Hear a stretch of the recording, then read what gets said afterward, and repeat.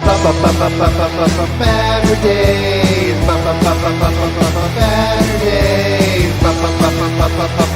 Baturdays. Omnidog in the miniature of comics. Talk forever, get right your ergonomics.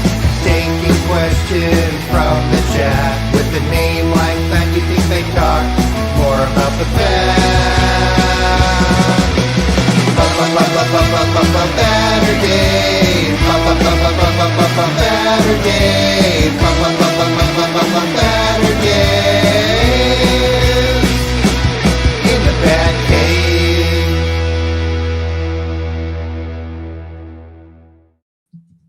Hey now, I'm Omnidog here tonight on the debut of a show focused on single issues and the people that know them and get to tell me how great they are. And then 2 years later, I get the trade paperback. So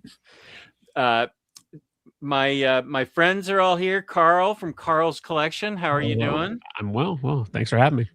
I just have to say, I love you on PBS. It is one of the absolute joys when I turn on and I get to see Carl the Collector on PBS, and it's just I get to watch like it that. with kids. And it's delighted. Yeah. I realized after I made the channel, and then I just searched myself because why you do that, and then I realized there was a PBS show called Carl the Collector that came out maybe like a month or 2 months after I created the channel. I was like, all right, well, no one's ever going to find me, so that's fine. I'm fine with that. Wow. Yeah. Oh, I thought it was based on how you were talking so ASMR-y into your high quality mic. It was. I should do some page turning. Like, okay, now we're going to just read our comics. I didn't know there was a Carl Collector. No, yeah, there's a PBS show that is called Carl the Collector. And just so you, and then I'll get to Bunk in just a sec because I want to tell him something. Sean from Comic Pals, how are you doing? Hello. I am doing well. It is very cold outside, so obviously we are all bundled up at home, reading comics, talking about comics. I've been talking about comics all day long, so Nice. I'm excited to be here with you, gentlemen, with you, the viewer. Thank you for having me. Awesome to have you. And Bunk, how are you doing? We are here one day before my Patriots are in the Super Bowl, about to get embarrassed on national TV. I'm gonna feel some kind of way tomorrow, but today I am riding high because we're sort of in that Schrodinger's cat situation where the Pats have both won the Super Bowl and they have not, and it's only after we watch the game that we realize no, actually the cat's dead and the Patriots lost. But right now I'm riding high. I'm glad you are. Wait a sec. Okay, yeah.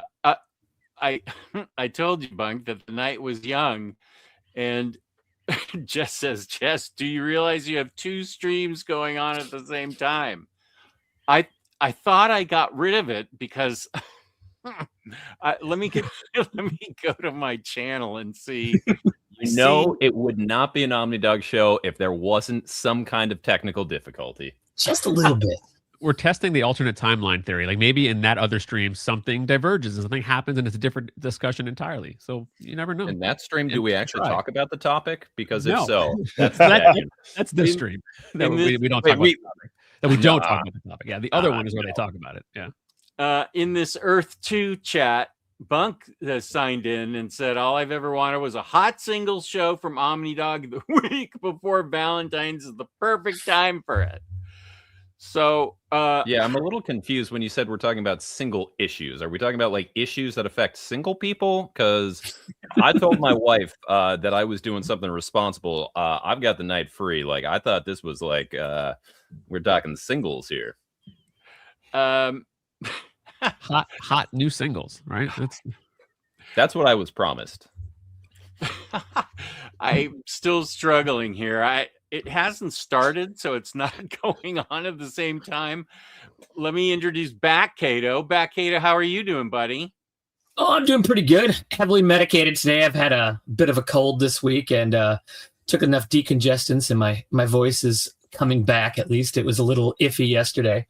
But no, just enjoying the weekend. It's not quite as cold in Minnesota as it has been, so it's a little better. And I decided to build some kind of weird mechanical glove thing for my 9-year-old today that I thought would take like a half hour, that took like 3 hours with water hydraulics and all kinds of, well, I don't know. It was a bad idea, but it's done.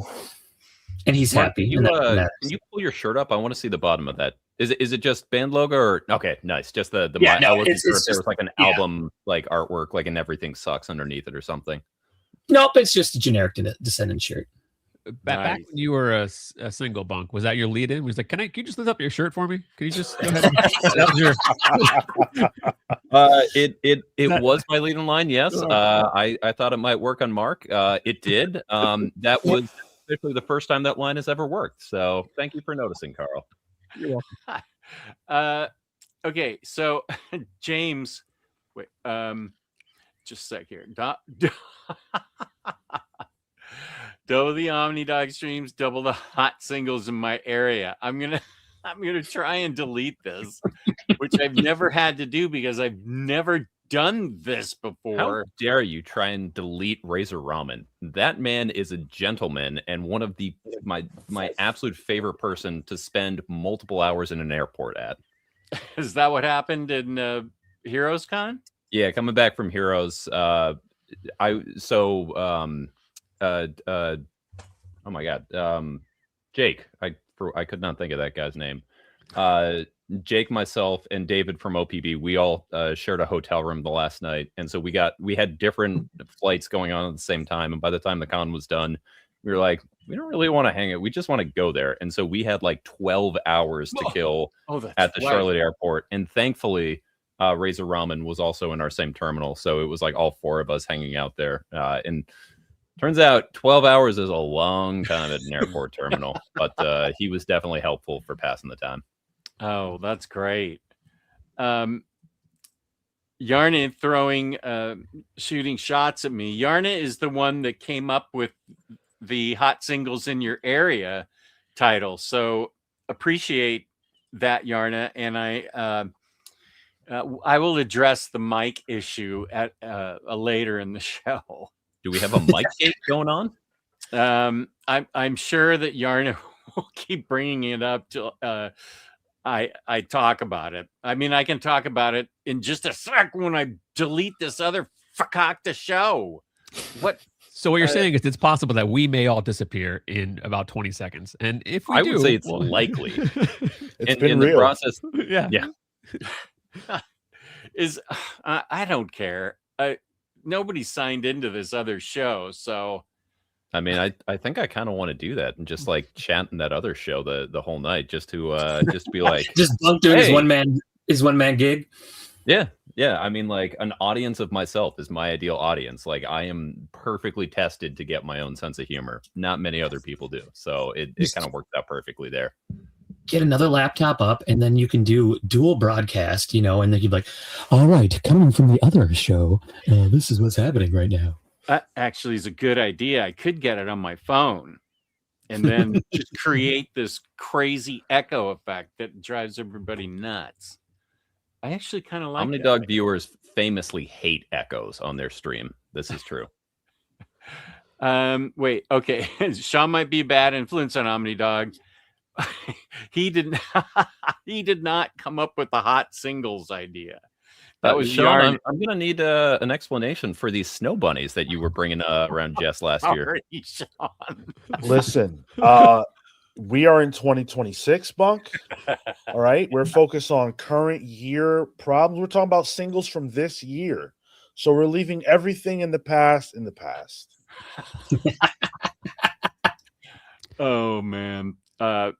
Not my nephew, Ryan Bragg. Welcome. Good to have you here. Reaper with some news. Okay, good. That's good to know. Reaper's looking for those singles too. See, you're bringing in a whole new crowd. They're looking for something. Yeah, I dig This it. is going to be the most popular Omnidog stream ever, and it's going to have some real confused people in the chat when instead of talking about who we're trying to meet, It's like, yeah, so these are the comics I'm really liking now. And they're going to be like, when do they bone? Like us, when do we bone? I mean, It's the chat. The chat says some confusing The things. chat will have a whole bunch of When it ASLs. happens, we'll figure out who they're talking about. I'm but trying to set my schedule now, Bunk. So when can I slot you in? When are you free? let's see how Tuesday the 22nd is looking. I don't know what month that will be, but we'll see. Beautiful. I await your text. I'd be honored. So the reason there are 2 shows is because I could create the show. There we go. We finally got the when did they bone comment. I knew it was coming. Oh. CNS says, welcome. Kane, the best mod, is laughing. That's good.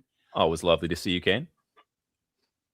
Some must-read singles in my stack from Hayden. Absolute Wonder Woman, Absolute Batman, Absolute Superman, Batman Green Arrow, Question, Arcadia, and Captain America. Nice. Hayden, at least one of those books is in my stack to talk about tonight. So, and I am sure multiple of those other ones will be talked about. So, trust me, you've got some taste that is going to be lining up, I'm sure. Kane is telling you to circle the calendar for September and December. They're okay. Tuesday the 22nd. John, how's your September looking? December 22nd is a little tied up for me, but I think September. My wife's birthday is shortly after that, so if there was ever a time to get some things in before, it would be then. So we'll talk. I'm going to notate that now. I will be there. I will be there. I don't know where there is, but I will also be there. It'll be Bone Talking Tuesday. We'll do that show. What? Wow. So either this is going to be a Jeff Smith thing, or does anyone else, when you hear the word bone, just immediately think of Brooklyn Nine-Nine, and you think of Captain Holt? Oh, that. I was just watching clips of that for some reason. The bone one. That's a great one. Good pull. Okay, here's a this is actually a great one from my friend from Wales, Stanley. I can't say, but the truth needs to come out. So someone contacted Jess to ask him to contribute towards a gift to a beloved friend who was struggling, and Jess took credit for the entire thing. Oh, we do have that's Ryan from Wales. We do have a mutual friend who actually I think a couple of you would probably know, but I don't want to bring that his name up because he is struggling with some things, and Stanley was nice enough to contact me because he's in the United Kingdom or Wales or neither, whatever. He's in Wales. And he asked me, he sent me money through PayPal. I contributed a little bit towards it, and he wanted to send our friend a new gaming mouse and a bungee, which I had never heard of. And that's where I think that's where the cord goes on this bungee. The cord. Yes, and our friend texted. I talked with my friend before he talked to Ryan to thank him. I told him the truth and then said, "Okay, tell him that I said that it all came from me." And we got Stanley nicely. Good to have you here, buddy. I see that he got back at me down here. The reason is because Jess is over 100 years old and technology wasn't a thing when he was born. Wow. That is absolutely not true. Gutenberg was killing it with the printing press. Yeah, I have my parents' Bible from that time. I mean, literally changed the face of Western civilization.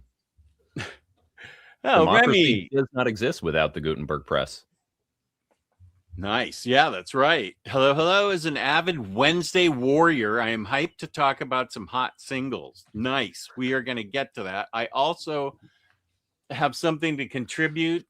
I haven't read them yet, but all my covers, all my comic books from October through December, I went to my LCS in Annapolis and picked them up, and it was like 35 comics. They said, yeah, you should probably get here more than just once every 6 months, because it was taking up like that much space in the pull list, which is what I was going to call this show, in the pull box or whatever it's called. What is it called? I mean, pull list is generally what you have. You have a box at your shop, but like pull list is just universally acknowledged as like your list that you have of the titles they pull for you. Okay, so the box. It's always nice to see Bunk too. How's the Digimon journey going for you and the little bunks? So I think I mentioned to you, Kane, I realized pretty quickly Cyber Sleuth is not a game that I could play with them, because that game is just reading. So like I just leave it so that I'd show them the like the Digivolutions and De-evolutions, and they like that. As far as watching, we made it through Original Adventures 1 and 2, and we watched the first two, I think it was the first 2 films of Try, and unfortunately we don't have a way to watch 3 and anything beyond there. So at this point we've seen kind of everything we want. We watched a little bit of Tamers, but they were pretty invested in the original cast, and so something in a separate universe without anyone they weren't really feeling. So I think we're mostly sort of done with it. If we ever get away, if we ever get Crunchyroll or 3 and the others go on to some other service we have, we'll pick it up. But yeah, we're very pro Digimon. That's Super Boss, the little bunks. I think that's a great name for them. Let's see. All right, take it easy. So I don't mean to start the topic this early, but I feel like since there's it hasn't even been 20 minutes. This would be a record for an Omnidog stream.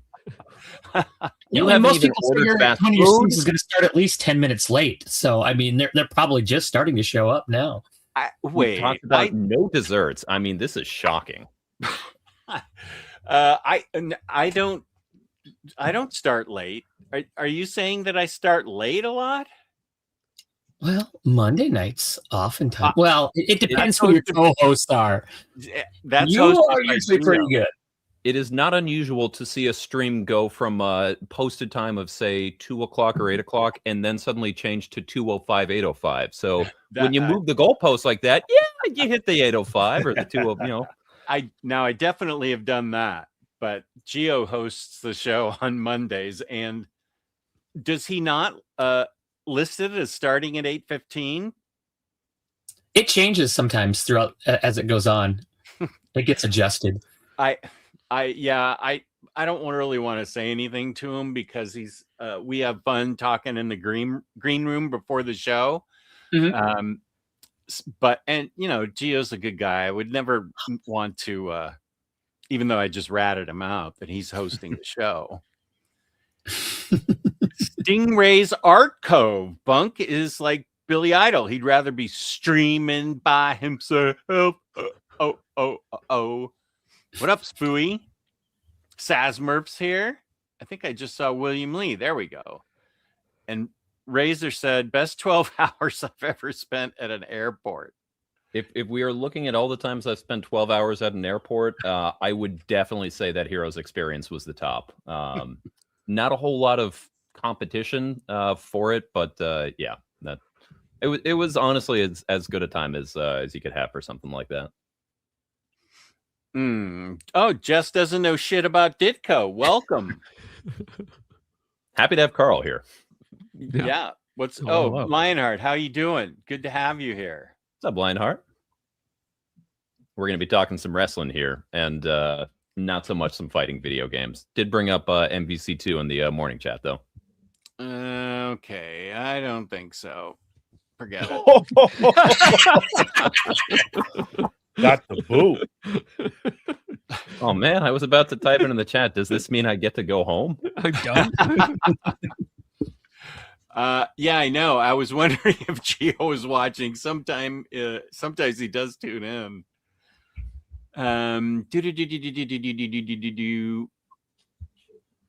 Let's see. What? Wait a sec. What is better? Are we back to the singles idea? Because that's what I'm worried about. Is this slang, current slang for something I don't want to know about? I don't think it's What? slang. I think Slang. we're just talking about like Yin Yang Twins bedroom boom right there. I didn't What? understand a word of It's that. more But like three okay. things that would go together versus you would rate them separately. Did no one remember the like mid 2000s hit Bedroom Boom by Yin Yang Twins? It was on the radio for like a few months, like nothing but that was playing. You could go to like every. No, there's a line in that. Sheets getting sticky with the strawberries and whipped cream. If these walls could talk, they'd say this is one hell of a scene. Now you're moving your body just like a gymnast from the walls. No, we'll stop there. You have a pretty good voice, Bunk. I have to be honest. Of the things that I pay attention to, lyrics from the Yin Yang Twins are not. I mean, nothing against the Yin Yang. I would never. That would have never registered. In Do my mind. not pretend like you are not busting out Whisper Song on karaoke. No, there's what's the? No, there's another one. Didn't they do? I think they did one for like the Saints. I remember when the Saints won the Super Bowl.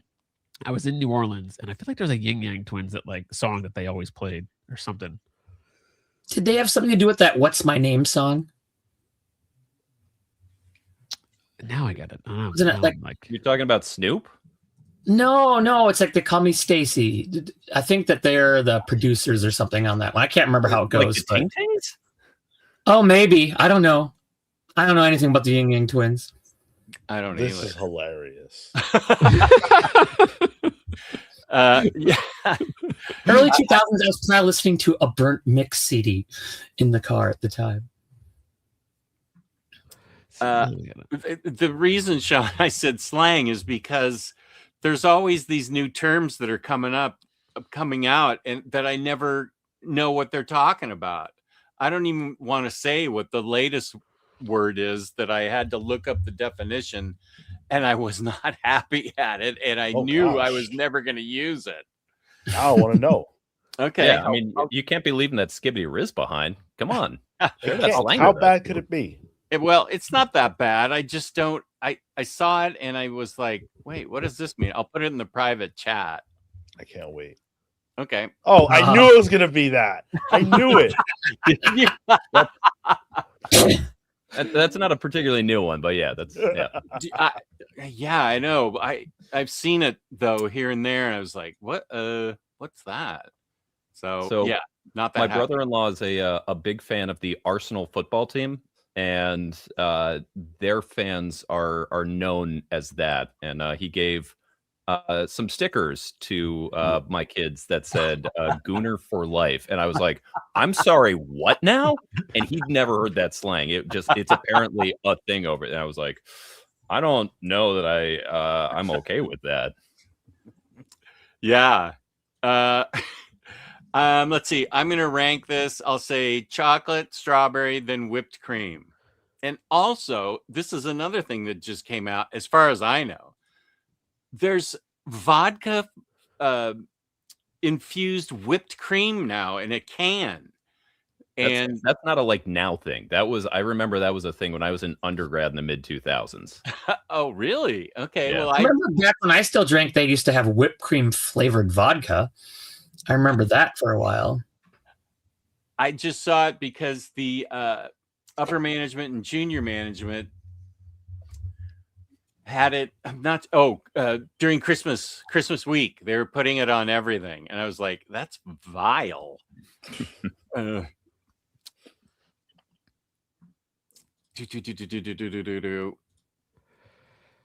case anybody was wondering, it's Stand Up and Get Crunk, Halftime by the Yin Yang Twins. I had to look it up. Is that right? Or did you just make that is right. Yeah, that was playing constantly in the Super Bowl celebration afterwards. I heard that song constantly, and was in like the parade as well. So anyway, Everybody relax. That's answers that question. We can now move on. I'm sorry to talk about the topic, but Stanley is saying actually regarding comics, Absolute Batman is currently in my top 3 Batman runs of all time, and he has read a ton of comics. So and he loves Batman. So that's a pretty big statement. Nice. I feel like that one's flying under the radar a bit. Yeah, Just a tad. about it. Very underrated. Yeah. I should really do some like reprints of some of the issues. Yeah. Yeah. Oh, maybe what- more people will get it in their hands. What printing are they on for number 1? 11. I think they're past 10 now. I do think, yeah. They Sean, just did they just announced announce 11? Is that what they announced this week? Like a whole batch of like all the like Absolute Superman, but Wonder Woman and Batman, all new reprintings of like the first whole bunch of issues. 50 different Absolute books are being reprinted. And I think is it all at the same time? Is it March 4th, or was that just the final order cutoff? Was the So that no. there's I guess two that's different still- waves, I think. okay? I saw a bunch that were coming out. So Yeah. that's amazing that and like Transformers number 1 had 10, and then Absolute Batman has 11. Like that. When was the last time that's really happened? I mean, I don't remember. Like almost any comic getting that many reprints. So. You really The don't only see other it. one I can think of Yeah. from the past like 6 years is issue 1 of Something is Killing the Children is bypass 10 Okay. because I they don't just know keep about- reprinting the Yeah, first it- issue. Those total numbers, but I know Stray Dogs, partly just so they could have like the different horror movie homages. That one had a ton of reprints for each of the covers, but also because it was an image book, the initial print run, and I'm sure all the reprints were much, much smaller than what we're talking about with a lot of these titles. It's Yeah, worth most saying, of those were. Go ahead. sorry, it's What's that worth about? saying that Absolute Batman's initial print run sold out, and I believe that number was over 300,000. I believe it was over that. So Whoa. if that was the initial run and they've gone back to print a subsequent 10 times, we're probably talking that there's about 1 million, somewhere in the range of over 1 million copies in circulation. Whoa, that is And breathtaking. yet, first prints of that book still sell for upwards of $30. Even though there's 1 million of them. Yeah. Oh, I think they're So Carl. they're You were telling me 300,000. I was just gonna say that they are way past that. So the Yeah. raw copy sure. of Absolute Batman first print is like $160. Oh, is that wow. where it's gone? It's crazy. Yeah. So I had the first 6 issues, and I just recently sold them because I was like, you know what? That's money, and I don't need. I can buy the trade and whatever. But yeah, I sold like the first 6 issues for like $300. Wow. It's nuts. Oh, Yeah. I mean, I don't. I mean, I don't know. I'm not one that typically puts value in single comics. I mean, I like stories. I like but I'm not really like a This comic seems like collector. the wrong stream for Carl. Then you heard it here. Carl does not value single issues. I buy them, I read them, but if they become a valuable and people want them, I will sell them. I don't need them in my house. So, and then I'll just buy a trade and have that. on the shelf. especially with what Sean said. There's 300,000. It's This it's isn't insane. like- Yeah. Yeah, this isn't like comics that were, scarce from the 60s or 70s or something. This is, Sean already said it's got 300,000 issues. That's crazy. First Yeah. print. Yeah. And First they print, keep a bunch of like 9/8 on the CGC. Like they just continually show up there, and so eventually I feel like the supply is going to outpace the demand at that rate, and that's why I was like, you know what, I got to sell this now because I'm sorry, but that's a lot, and that's kind of crazy because the numbers are there. So, I mean, but it's just people want it, empirically, so Yeah, it's just- big enough that because all the other covers for number 1 were cardstock, and they actually are printed over the regular cover. And there's people that have been trying to finagle off the cardstock covers, so they have A covers, because you can get the B, C, and D covers for a lot cheaper than you can get the A covers. But I have a feeling that it'd be a little difficult to finagle that cover off without doing a little bit of damage to it. May I tell a really quick story related Sure. to this? So I get my copy of Absolute Batman, of course, as we all did. And I loved it. So I was eating food, right? And this is an infamous story on my channel. I was eating steak, okay? And you know, when you eat steak, you got your knife, you got your fork, and you're cutting into it, right? And it can be juicy, right? So I look at my copy of Absolute Batman, and that fucker has steak juice on it. So I go to New York Comic Con, right? And I'm like, I got to get a copy of Absolute Batman. My LCS ran out. I'll get a copy for a regular, you know, I'll get it for like maybe $5, you know, maybe $10 the max, right? So I'm trying to find it. I finally find one because Scott Snyder himself sold out at his table. So I finally find one, $20. Obviously, I buy it. Had to buy it. The only good thing that came of this is that because I'm a member of Scott Snyder's Substack, I was able to skip the massive line to get it signed. Oh, nice. Now, does that new copy have steak juice all over it as well? No, it doesn't. Thankfully It's not. Scott But juice. if you want my steak juice cover, the steak variant, One of a kind. we can talk. I bet you it need smells to better sign than the that. original. Not We that could- the we original could- smelled bad, but I bet, you know, like that infused juices, like probably had some herb butter on there. Like smells that good. thing smells nice right now. I mean, there's the angry girlfriend slabbed version. What was it? At the Amazing Fantasy yeah. 15. yeah. Yep, So yep. there's Sean's steak juice copy of Absolute Batman. Slab it. It's going to become this thing that USGA. legendary. What's the angry girlfriend?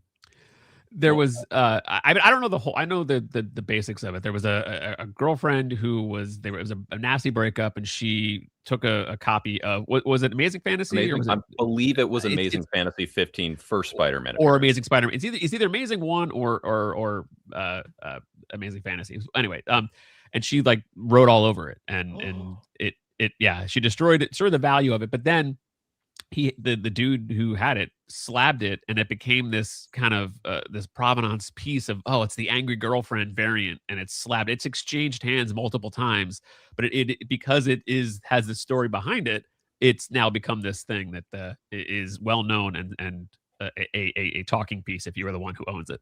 Well, Yeah, it's like a CTC 1, and it like the sales for it like far exceed what every other one is, because like Carl said, it's like the idea of like a provenance. It's just like this particular one is a one of one because it's the like, you know, whatever the guy's name was, it was like, you know, Sharpie, like you so and so, and like I can't believe you would do this to me, and it's like very large and pronounced in the front of it, and like anytime it gets sold, it's like a news story that the angry girlfriend one gets sold.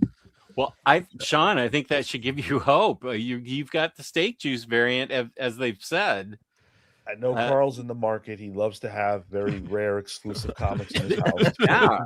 It's kind of a one-on-one at that point. I mean, it's, you know, it's very unique. You know, in a print run of 300,000, you've got the only one. I hope I'm the only loser who got steak juice on their freaking Absolute Batman #1. GK Reads, what's up, guys? Comic Pals represent. Thank you, brother. I don't. Speaking of singles, what do I do with the handful of Wizard half issues I have from the 90s? They're still in their original hardback card envelopes with their certificates of authenticity. I'd get those signed by the Norwegian assassin. Yes. Lars? Was Wizard one half the one that had the Astro City, the closest of you story in that? Yeah, I don't know. Chat / James, look that up. Was it Wizard one half, because it was the closest of you, one of like the most famous Astro City stories. I'm pretty sure was from a Wizard issue. I think it's one Astro half. City 1/2. Is that what they're saying? Because there were like Wizard had all those, like they would have like Star Wars 1/2. There was X-Files 1/2. They just had 1/2 issues that you could like a tearaway mail-in thing in the issue that you could then get this exclusive There it is. comic. See, Has that been Stingray coming in hot with the answers. Nice. Has that been reprinted? It's a Metro Book 1. Okay. And I'm sure whenever I think it's the Opal edition, the big hardcover comes out, it'll absolutely be in that. It's one of the most famous issues. But yeah, it's the last story in Metro Book 1, which is somewhere there or there or there. I don't know.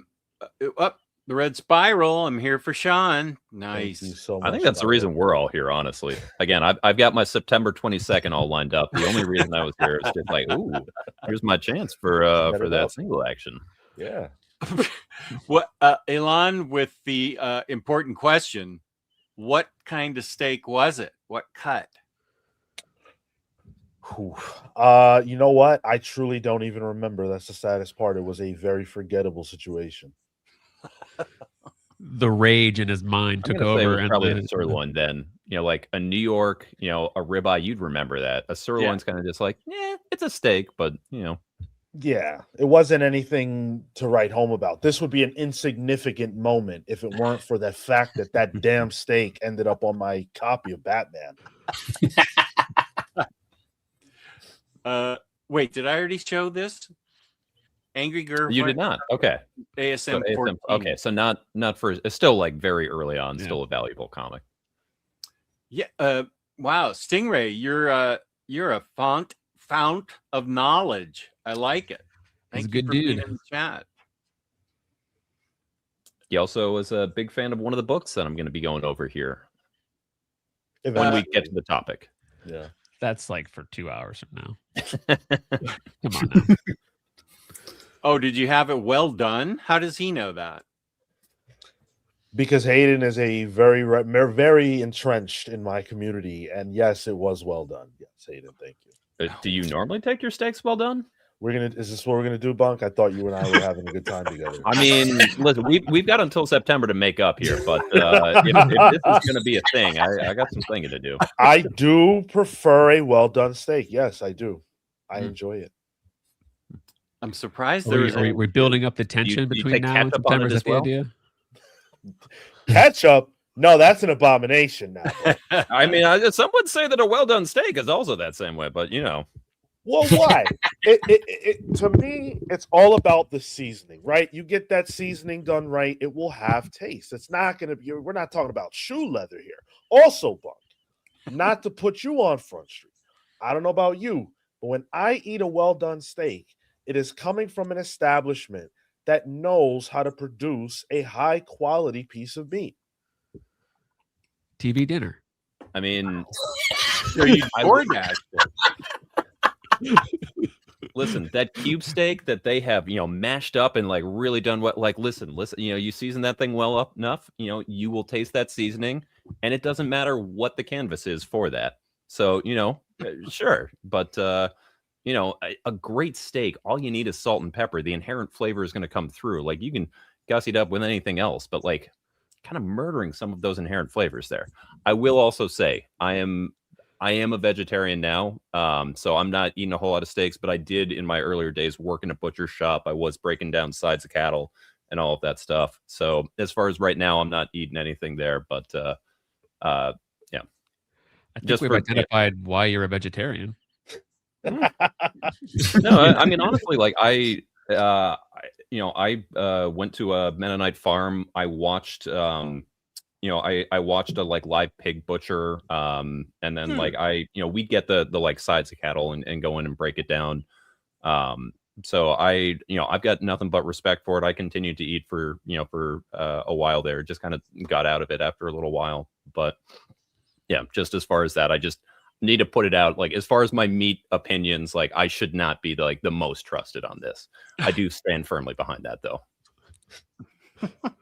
Don't trust me, but I'm right. Yeah, that's how I live my life. Like, I'm not the biggest authority, but however, I will defend my position to the death, even if I have nothing to go on. Oh, Gio is here. Welcome, Gio. Yeah, baby, hot singles. What is that RU emoticon? Is he looking for Russian hot singles? Like does he have a very particular niche that he's looking there? Is that robot face at the end? No, I'm saying between the heart with the bow and the Oh. robot, there's one that just shows up as RU. RU. It's a flag. I see the.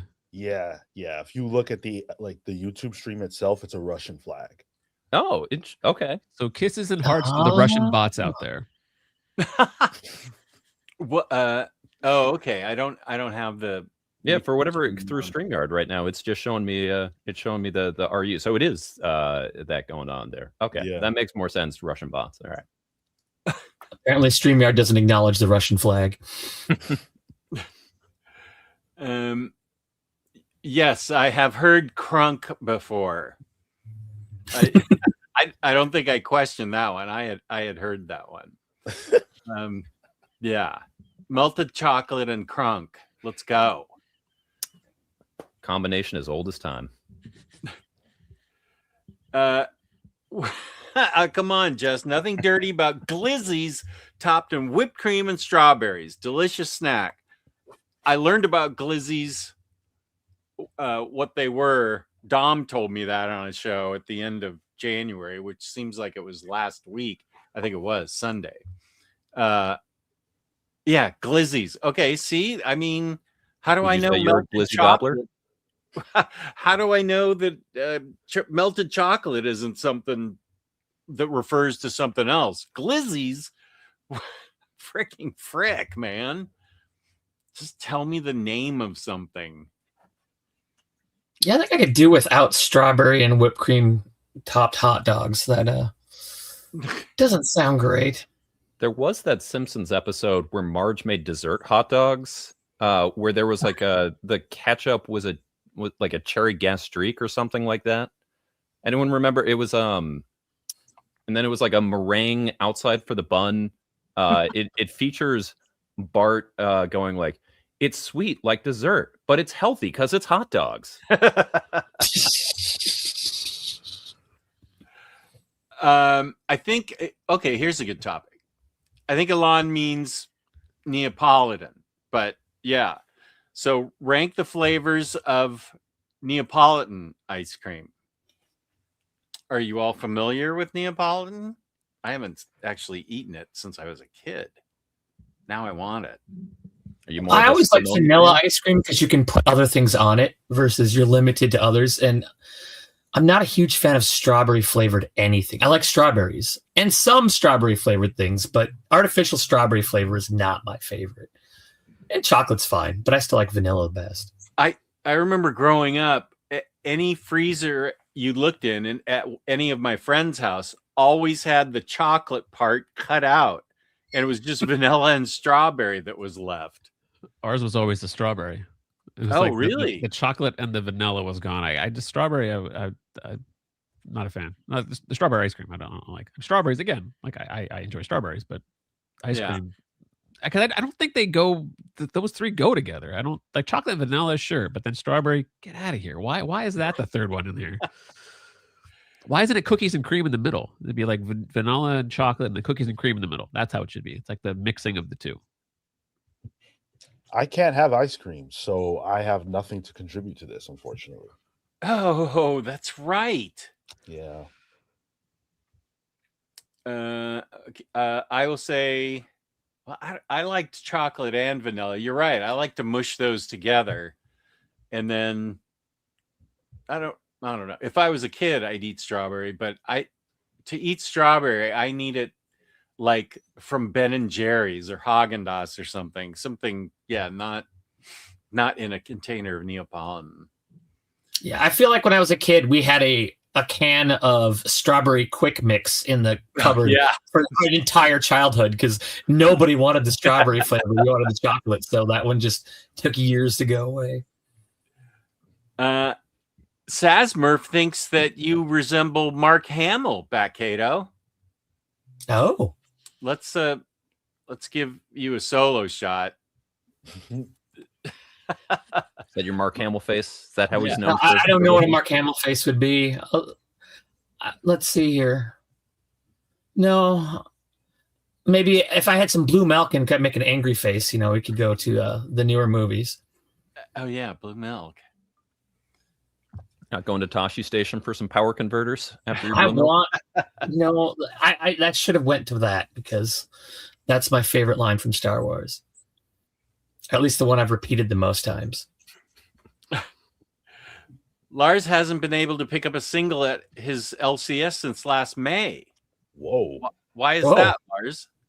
I think it's because I got a restraining order because he was trying to pick up too many people, and they were like, "Bro, I'm just here to buy comics." Everyone leaves when they see him walking in. Like, oh, hide your singles. Yarne, I pulled 2 titles, but mostly singles are a last resort for me to acquire a certain title that has never been collected, like X-Men and the Micronauts and Gotham Academy Endgame. Yeah, I don't even know Endgame. So I get why you buy singles for it. That must be there is a new Gotham Academy series going on right now, so that must be what that is. Oh, okay. Oh, and this is directed at you for your absolute Batman sales.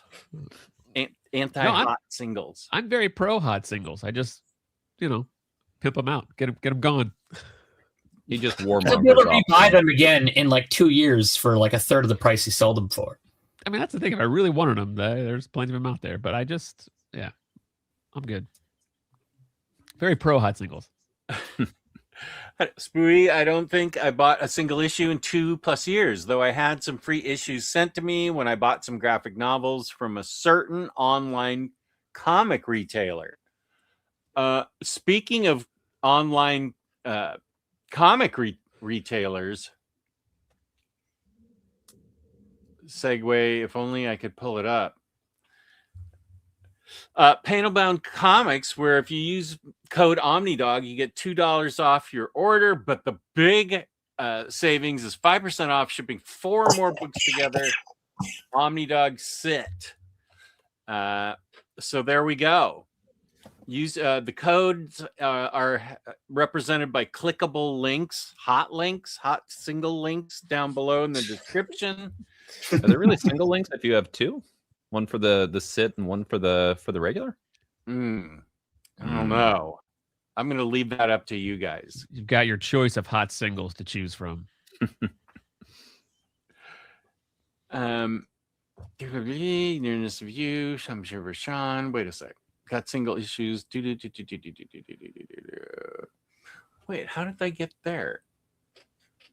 Spooky, I've been giving away at least 1 comic issue at work on a take one, leave one bookshelf every day for the last 4 years. January 2022. I've only missed putting one out 8 days, but made up for it.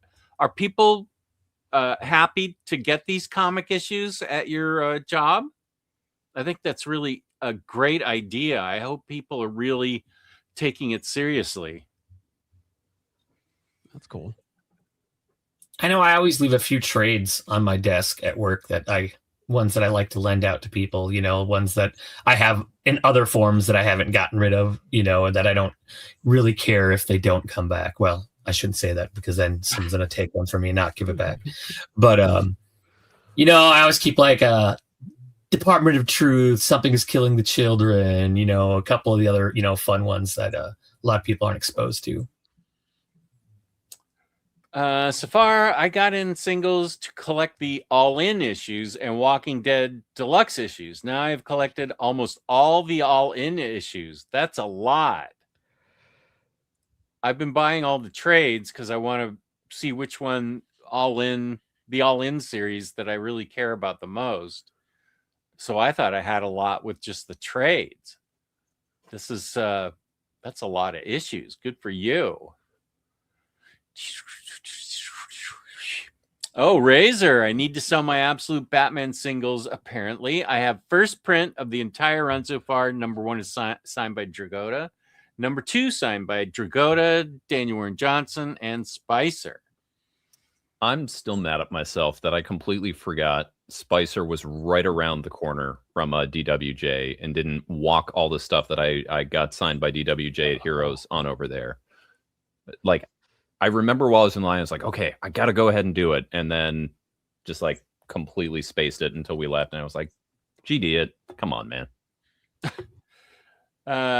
Spooey, I have an Astro City 1/2 here. I'll pull it out. Give me a moment. I'm referring to the comic, by the way. Some questions there.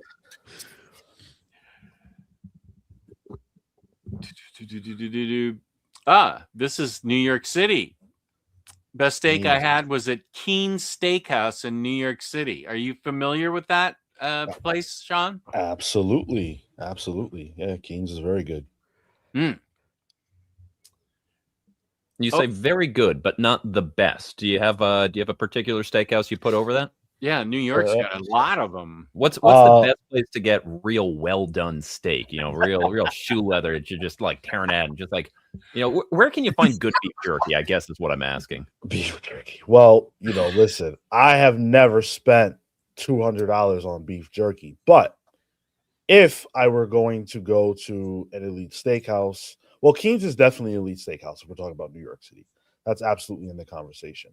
My favorite place, though, was actually in New Orleans. It was I believe, what was it called? I forget the name of it, quite frankly, but it was an incredible place. Easily the best steak I've ever had in my life. Wow. Nice. It was in New Orleans. I got to find the name. So I lived in New Orleans for about half a year in 2008 doing hurricane reconstruction.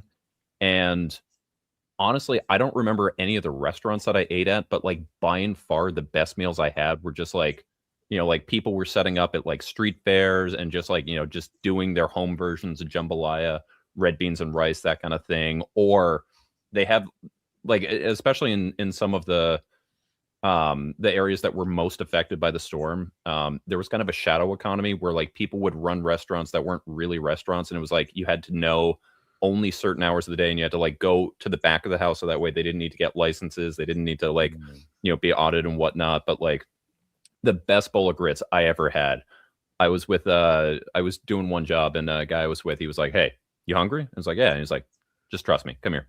And we just like go to this one house. We like open the side gate. We go run back. We just knock going in. She's like, "Oh, go on through." And just like we sat in her living room, and it was the best bowl of grits I ever had. And like that's New Orleans to me, is like just there's great food everywhere. I love stories like that. Patrick, Sean the Don. That's my comics goat.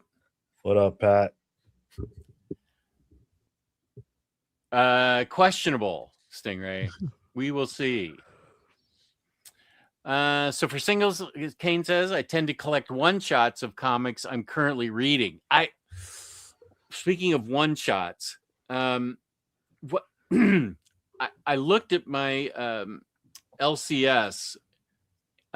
Isn't there like an oversized one-shot that came out last year for Criminal? It wasn't like Savage. There was Giant Size Criminal that came out in December, I think, where it's basically, so they had the knives that came out in September, so which was really the big sort of like catching up. Here's what everyone did.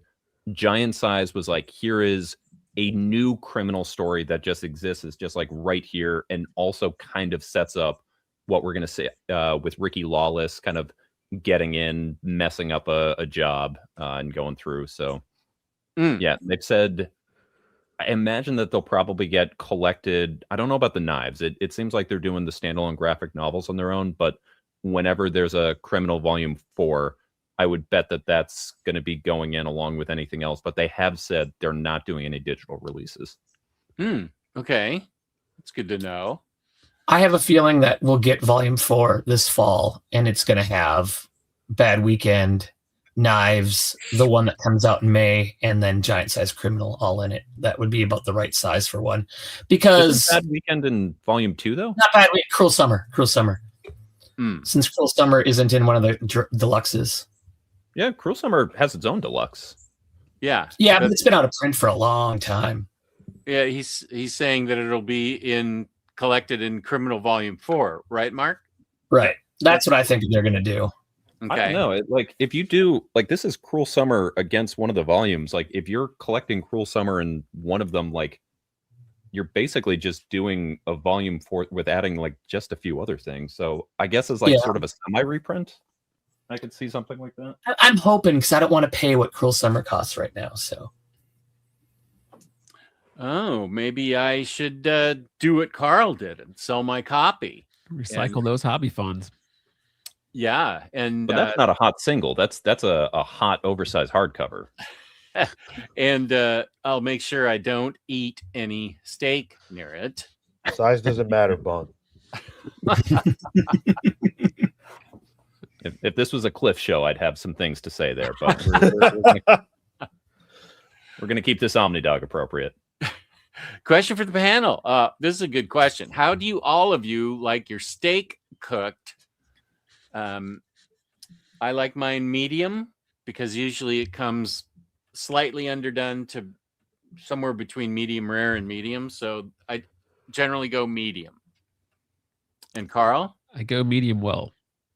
Medium well. And we know Sean is well done. Bunk is a vegetarian. Mark, I will say when I was still eating meat, medium rare all the way. Mm-hmm. oh yeah, I'm medium rare as well. As soon as it stops making noise, it's done. I just don't. I tend to, if I'm cooking it at home, I will go a little more pink. But when I'm cooking out or if I'm ordering out, I would rather have them overdo it than underdo it because I'm not as trusting. Put it that way. That's more than reasonable, yeah. Spooey said, Bunk, I sent you a picture of the Astro City 1/2 on Discord. Let me get that pulled up.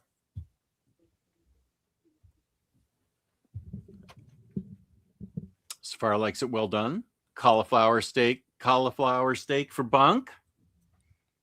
I also posted the picture in Omnidog's Discord. Okay, thank you. Okay, yeah, Wizard 1/2, using the homage comics imprint, Astro City with a certificate of authenticity. Sweet. Signed by Garib S. Seamus and Jim Lee. I know that guy. Whoa. Like, not personally, but you know. Jimbo, your buddy Jim. Oh yeah, you know, old Jim. General, let's see. Yeah, there it is. I can show that. Share screen. Okay, let's see if this works. Is that what you were looking at? That's what I was looking at. Nice. Yep. So I don't know if you can see from there, but if you zoom in on the signatures, the bottom one, or sort of the one more to the right, is Jim Lee. Oh, right here. Man, I just love seeing the Wizard logo. That's just like nostalgia goodness. Wizard. Yeah, Jim Lee. Wow, you're right. That is boss. We're actually getting a comic book magazine again. Yeah, I heard that. That what's it called? Do you remember? Comics the magazine. It might be. I think it is something very. No, it literally is. Yeah, that's called Comics the magazine. What is that comics magazine? I think it's just like $3 too. I think it's not expensive in any way, shape, or form, which is great. I mean, I love, like, Chip Zdarsky has this free one that they have at our LCS that I love picking up, but I think that's done now. But I get a kick out of his. I love Chip. The same crew that was running and managing the Zdarsky Comics News magazine is now doing Comics the magazine, and the first issue is going to have a feature with Nick Dragotta of Absolute Batman fame. It's got an Absolute Batman image on the cover. I forget who did it, but I believe it's an original piece. They're really going full throttle with this. I'm super excited about it. I want to get that too. I have heard of Dubai chocolate. It's available in a lot of places, but when you notice that it's in 7-Eleven, just why am I trying this? It's pistachio gratin in between, with chocolate covering it. If I was wanting to try it, it's kind of pricey for what it is. It's a pretty small bar. Have you seen the price of pistachios these days? Pistachios themselves are not cheap. We just got a great big bag from Sam's Club that was like 3 pounds for like $18. Yeah, but they were still in the shell. You shell those That's things? true. You go through that? If you want to buy just the meats, a lot of that cost there is you're buying the shell weight and then the labor to get them out. You know it's done when your fingernails start separating from your fingers from opening too many of them. This is true. Yeah. Randomly, not sorry to interrupt the pistachio chat, but the comics, the magazine cover, I just looked it up. It's a Dragotta cover, but it's done in phases where it's showing the different processes of the original art, and then it's kind of like it looks like it's torn in sections, but it's just showing like the finished the inks and colors. There's just the original art, and then just the inks itself. It's pretty cool. That's a cool looking cover. So I gotta look this up now. $2.99 cover price. So. If you want to put a link in the private chat, I can highlight that. I can do that. Kane's had it. I have, and I had some. It's good. I understand why it's so crazy right now, but I wouldn't pay full price for any of it. Yeah. Seems Looks too like rich. everyone we just missed FOC on Comics the Magazine, Yeah, and February the first issue 2nd. was on sale March 4th. Yeah, because I want to say it was in one of the last FOCs I did. Let's see. Don't let Sean anywhere near ice cream. Yeah. Yes, please don't. Are Not you that I lactose want it. intolerant? I have a dairy allergy, so I'll just die. No Is big it one deal. of those like Just, you know, you still like love the taste, but you know it'll tear you up, and so it's like my body is telling me no. Wait, no, we can't say that anymore. Never mind. Sorry. Guys? You know what's bizarre? So I used to love pizza. Now the smell of pizza actually smells bad. Like it's nasty to my nose now, whereas I loved it before. So So even something like a vegan cheese pizza, like it's not appealing to you. I would have no interest in that. Yeah. Interesting. Because of the cheese? No, just because it's it's like vegan cheese pizza. Like I'd rather just either eat the real pizza and die, or just accept that I'm not going to have it in my life. I have to be honest. I'm with Sean because we had after we had our daughter, she had like an allergy or something to dairy. So my wife couldn't tolerate dairy. So we just kind of cut out dairy in the house while during that couple months. I think it was like 6 months. We didn't have dairy. We tried all the different types of cheeses. Vegan cheese, man, that is nasty. I'm sorry. I apologize to anybody who likes it. I tried and I can't do it. I'm sorry, Bunk, if it's your thing. I just like I'm veg. I'm not vegan, but okay. So I have had a number of vegan cheeses, and some of them are actually pretty decent. Like nothing's going to replace the real thing. But Watercourse Restaurant in Denver, their coconut cheese nachos are legit. I feel like vegan cheese is like, so if you take a one of those nasty pieces of like what's the cheese where it's like in the plastic wrap and you take it off, like so they Like had a like Kraft extra, single? yeah, the Kraft single, right? Okay, so it's the plastic that was in the Kraft single, and then they like, what do we do with this extra thing? Oh, let's repurpose that and make that vegan cheese. That's essentially what that is vile. The aroma of cheese. that yeah, it's like cheese flavored plastic. That's essentially what vegan cheese is. I'm sorry again. I apologize. It was a rough 6 months. Yeah, I should probably apologize for bashing Dubai chocolate. Wait, is anybody complaining about that? Vegan I don't cheese. think there was really bashing. You were like, it's good. It's just not worth the price. Like that's, and I think that's if anything, it's a mild endorsement. Then you also have to, let me just frame this as well. So it's new dad, newborn baby, and you're like going to take away sleep and dairy. That is god awful. That is punishment that no one should have to go through. And I went through it. Yeah, I'm here. You're a soldier, and welcome you're home, welcome. brother. Yeah. I appreciate that you made it to the other side. Yeah. Life is good, man. Remy also says he tried Dubai chocolate, pretty good, but not worth the price. I never heard of Dubai chocolate until this week. I found it at 3 stores, Sam's Club, and 2 local supermarkets. I was thinking, why green chocolate? Reminds me of those 90s Hostos. I think it Hostess is Hostess TMNT pies. I mean, the You 90s were watch a that down very with Ecto green Cooler? decade. I was going to say, yeah. The 90s were very great between the TMNT stuff, the Ecto Cooler that was on the shelves basically the whole time. It was just repurposed Tangerine. Like, if you could make something green, you would do so. And like the hyper military like with like the Gulf War. Remember like the do you guys ever have those like fighter jets gummies where they had like the stealth bombers in them? Anybody ever remember What? those? I remember those. Yeah. I don't know. remember. You remember those? Shark gummies? I had a hell of shark The gummies. shark but gummies as well. Yeah, Great they were the great whites, which is like you wanted the great white because that just tasted the best. But then also there was a pack of fighter jets, and the one Nope. you wanted was the stealth remember bomber that. because it was like a grape or something. I don't know what, who knows what flavor. It's like not a real flavor, but it's just like, oh, this is good. But yeah. Back in the 90s during the Gulf War, everyone wanted a stealth bomber. Everyone was just praying that they'd get that stealth bomber. Yeah. The reason Lars hasn't been able to get singles thanks to Diamond, his LCS stopped selling singles. Oh, bummer. That's rough. Oh, Sorry to hear that. Yeah, Spark doesn't like chocolate ice cream. Okay. And Yarna says Gotham Academy Endgame was a Snyder Batman Endgame tie-in that wasn't collected in the Gotham Academy trades. So is it in Snyder's I don't think wait. so. Endgame?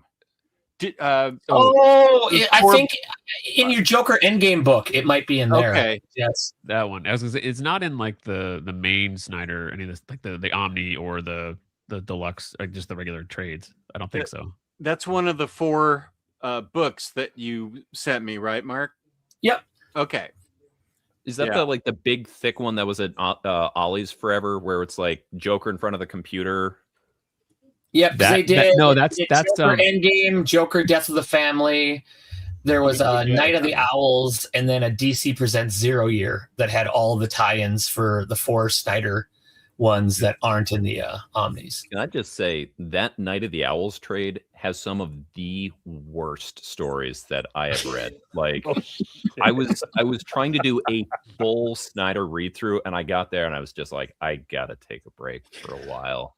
That's As much Cow. as I love that run, I don't think I've read those ever.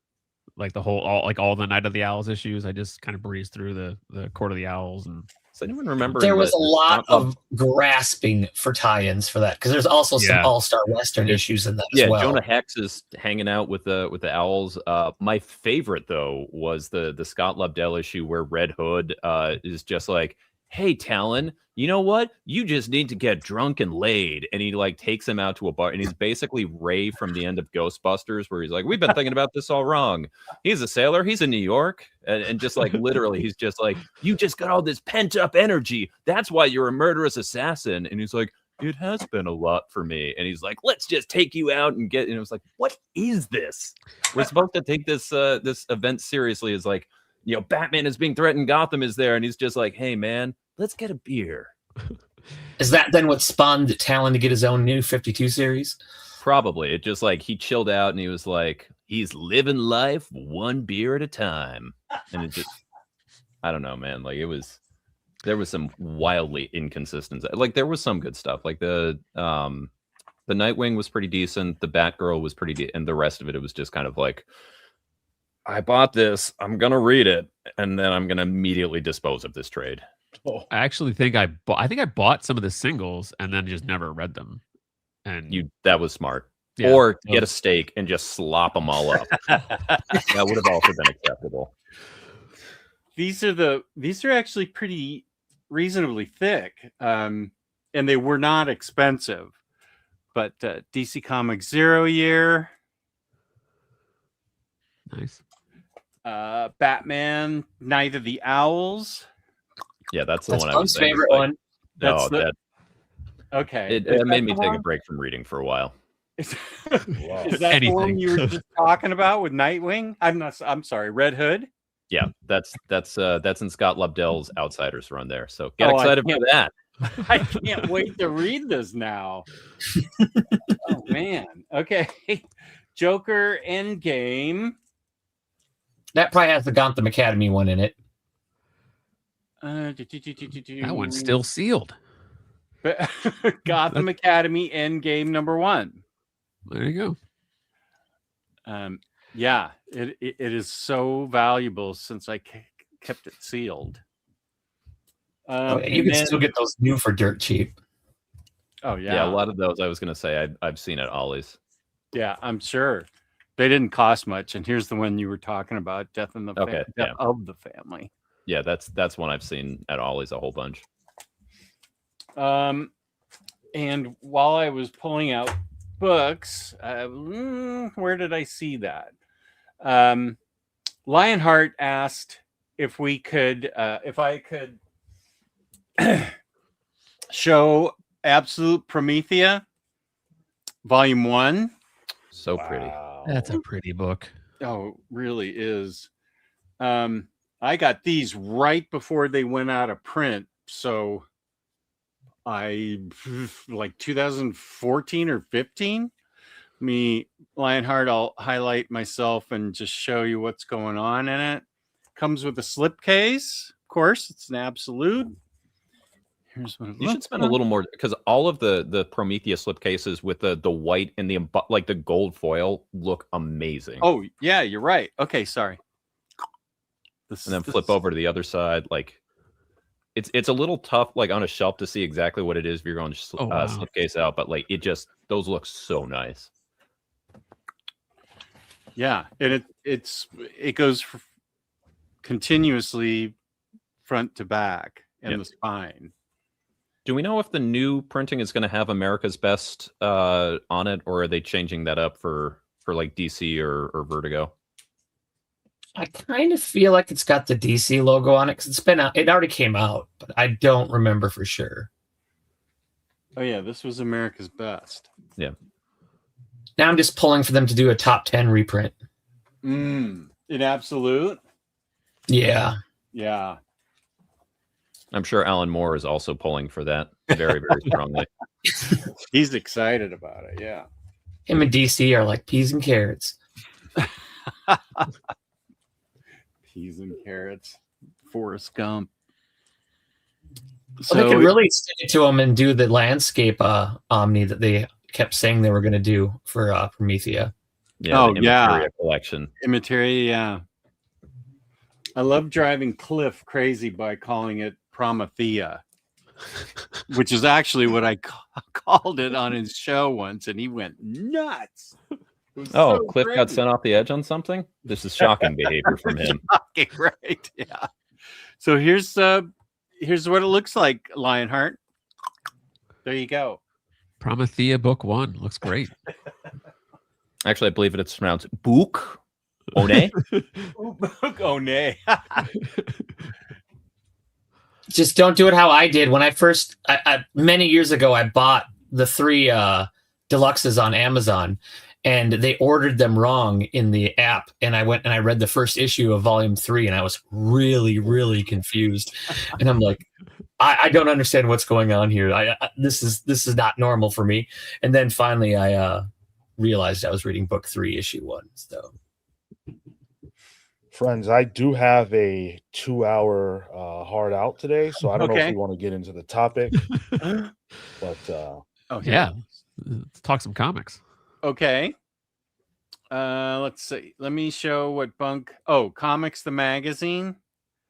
Oh yeah. Oh yeah, that was that. Yeah. Oh, I see what you're talking about. Yeah, this is really cool. Let me show this. Comics the Magazine. It looks really cool. Whoop. Awesome. And this is what you were cool, talking about with the ripped idea. Yeah. I actually like that. I think that's the second print variant of Absolute Batman. I like that cover more than the first print cover, like where he has the axe there. I like that cover better. I like this cover a lot. Pretty sure that was the second print variant of Absolute Batman #1. This torn part? No, just that pose that with him standing there with the axe attached from his chest. That was taken from the second print of the comic. Awesome. There we go.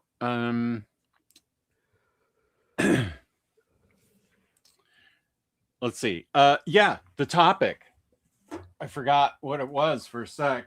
I think we all The did. reason I had all these guys on, and I'm gonna have this. I think I'm gonna try and do it once a month on Baturdays, and have various singles collectors on. And it really is about hot singles. When I say hot, I didn't really mean Batman #1 selling for $160, but what these guys are excited about to pick up and read. And also, they can show me their pull list or tell us about it.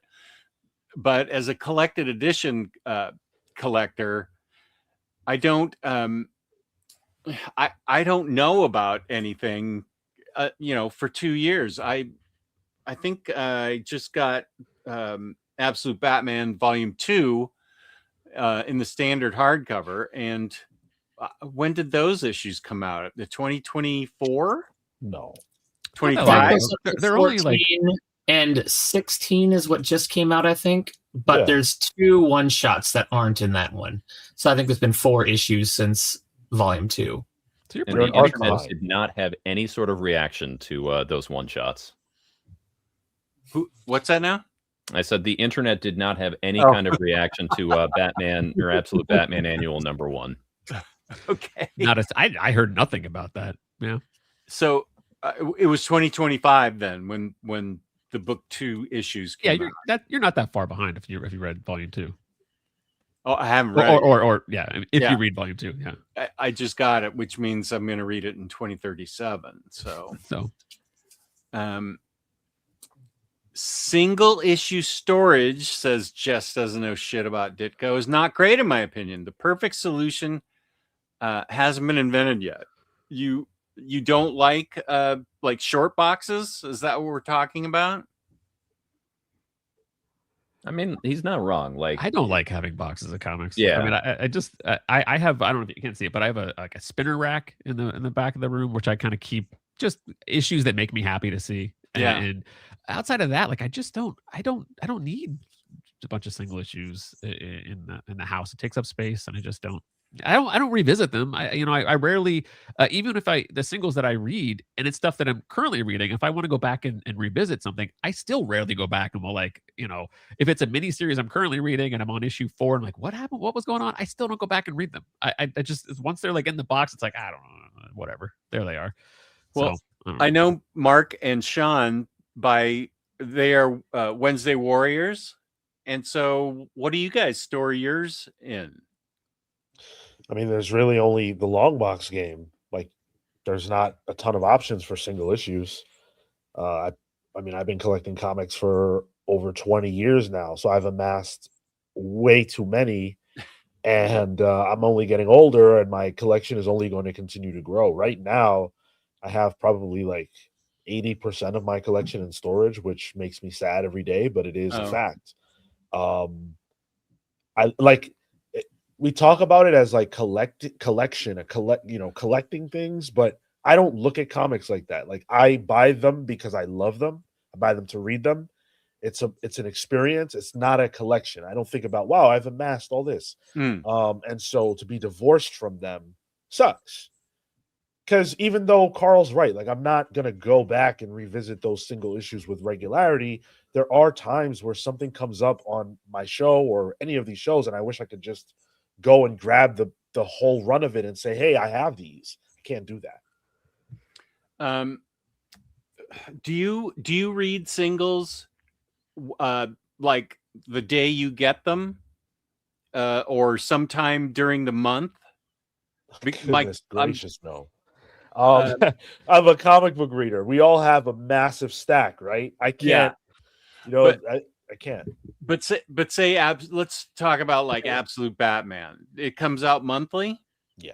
And do you read it one issue at a time, or do you read the arcs? Because I can't remember. One reason I went to collected editions is I would read February's Batman, and then when March Batman came out, I was like, what? I can't remember what I read back in February, and that's one of the reasons I got into collected editions.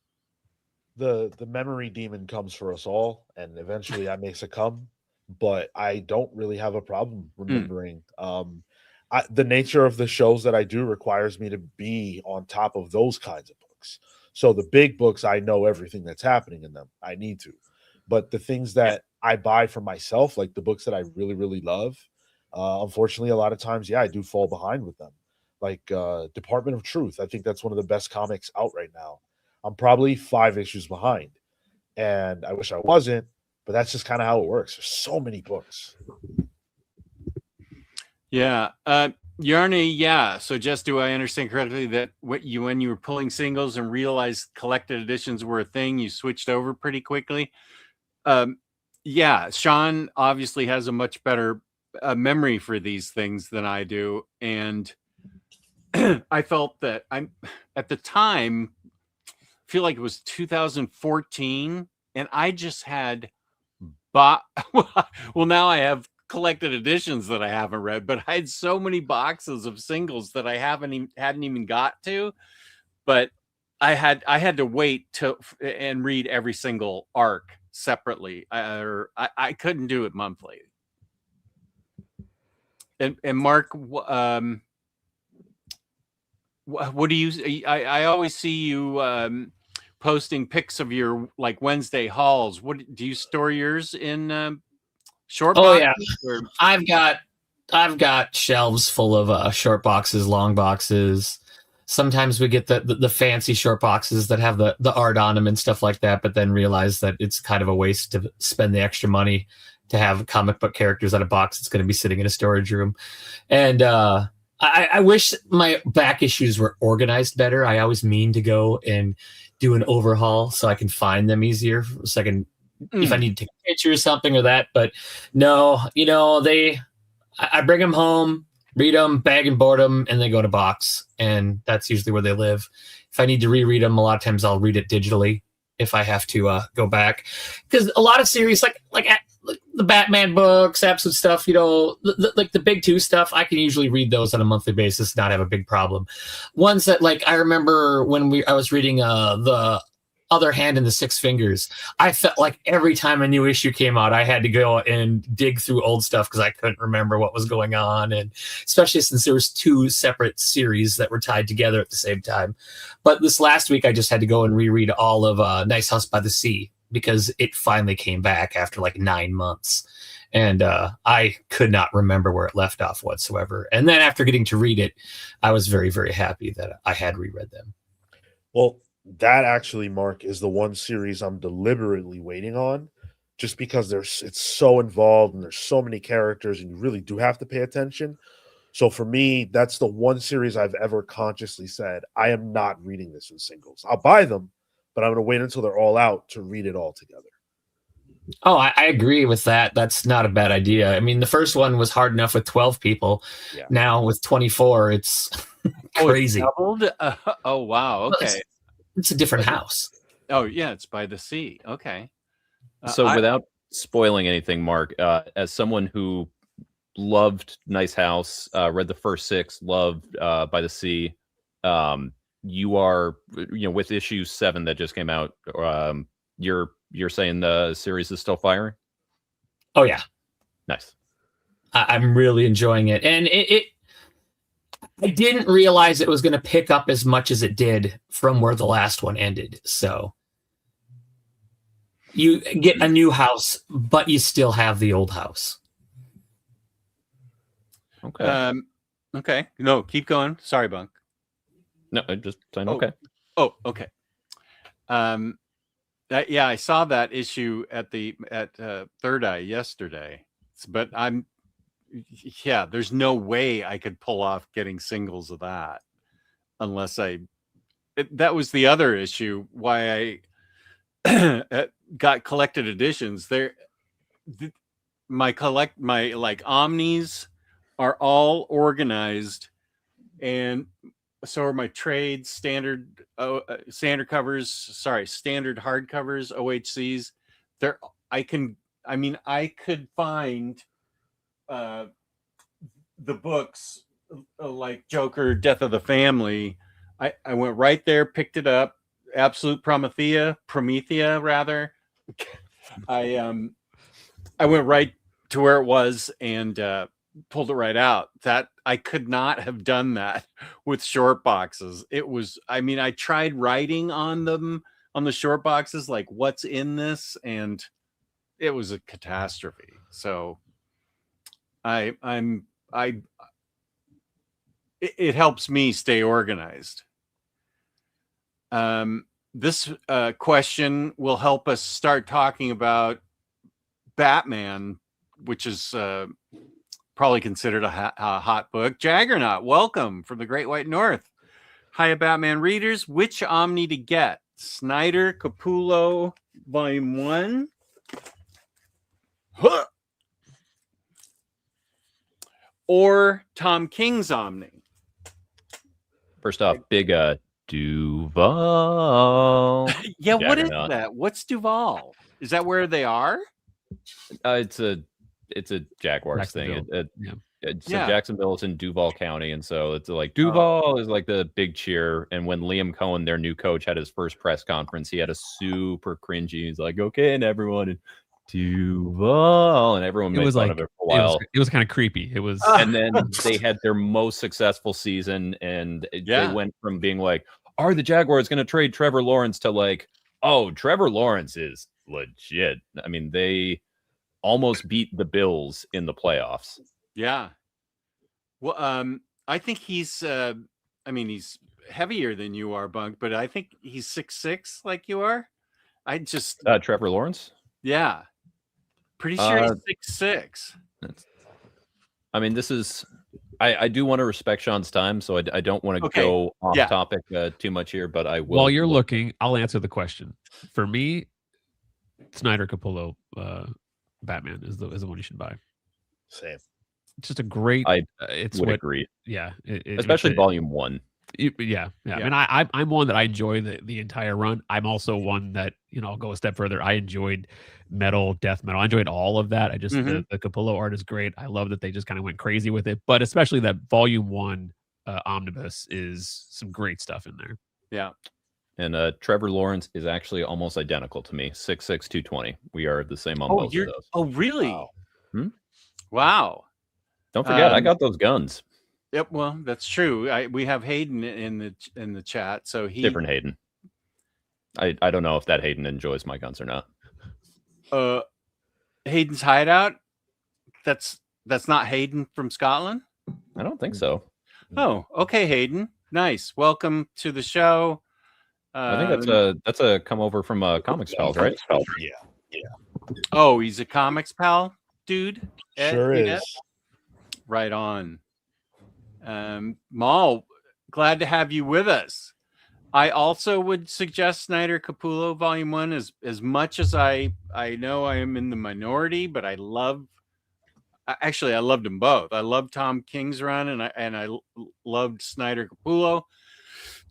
Actually, I sold the single issue #1 from Snyder's run. I got $100 for that way back in the day. As much as I love that run, and I have every other version of the story it's been printed, I had the single issues and I sold those too. So it's not like I'm just like it becomes a money thing as an art, because it's just I buy original art and stuff like that. So I'd rather just funnel that back into other things and kind of it helps me get rid of some of the comics. So yeah, it's not just like things that I don't like or things that I don't want.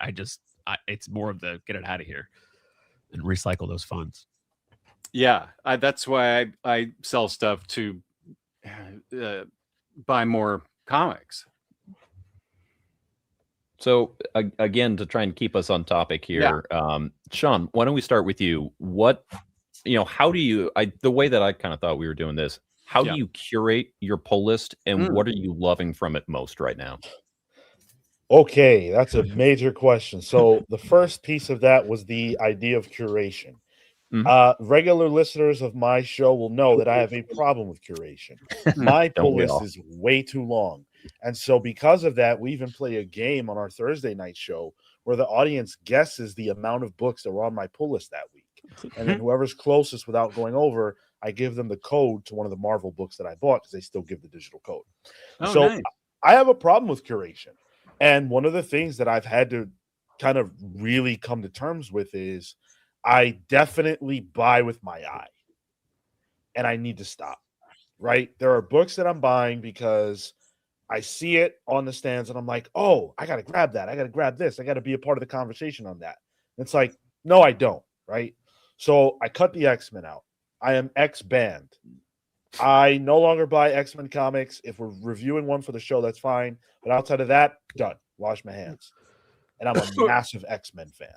But I had to do it because I just don't like the books. There's a lot of them too, so that's a big savings. Exactly right, and I'm still hitting numbers each week that I would love to cut in half, but that's just not going to happen. I had to cut some of the Bat books. There are just too many great ones. They're all really good. We don't speak about Hush, but mainline Batman is one of the best comics out, and we haven't been able to say that about mainline Batman in a very long time. This is Fraction and Matt Jimenez. Fraction's book. Yeah, 6 issues deep. I think it's tremendous. Oh, that's really good to know. I've heard nothing but great things about Batman by Dan Waters. What's the Dark name Patterns. Dark Patterns. Yeah, Dark Patterns. Amazing. Yeah, trade on that comes out next month. Yeah. And yeah. obviously you All 12 guys must have all loved it. I haven't heard anybody say anything negative about Dark Patterns. It's amazing. It was my favorite Batman thing that came out last year. I haven't read it. I haven't either. Most mainline Marvel and DC, I'm happy to wait for the trade on. Yeah.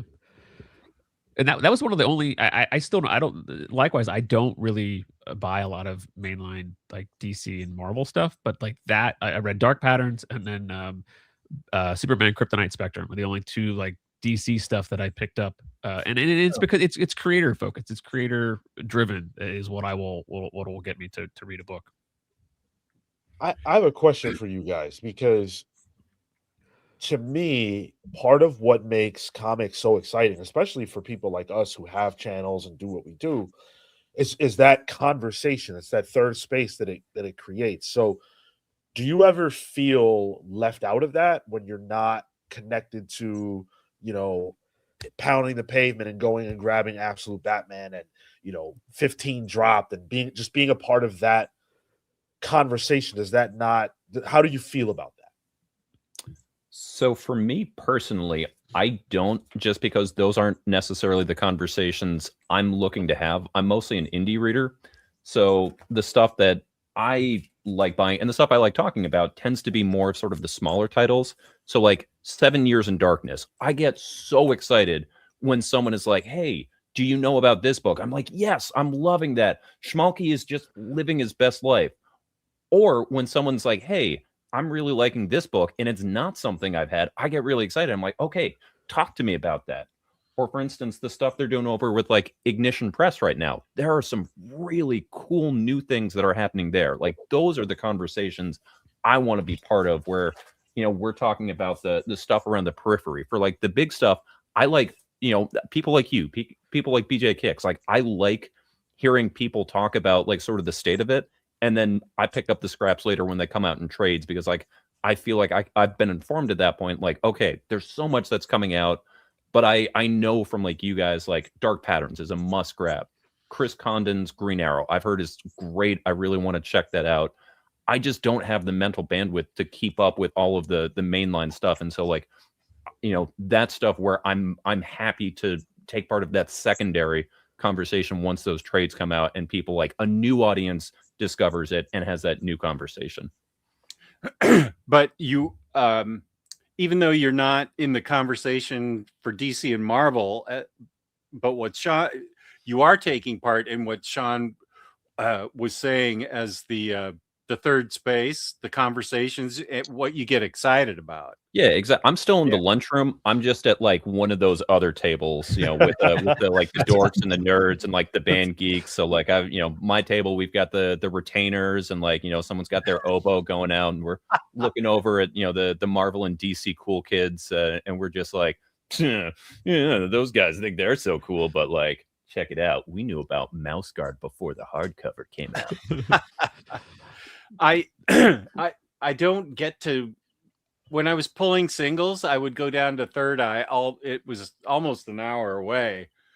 But I really got excited every Wednesday that I went there because there was the owner Steve, and there's also Trish there.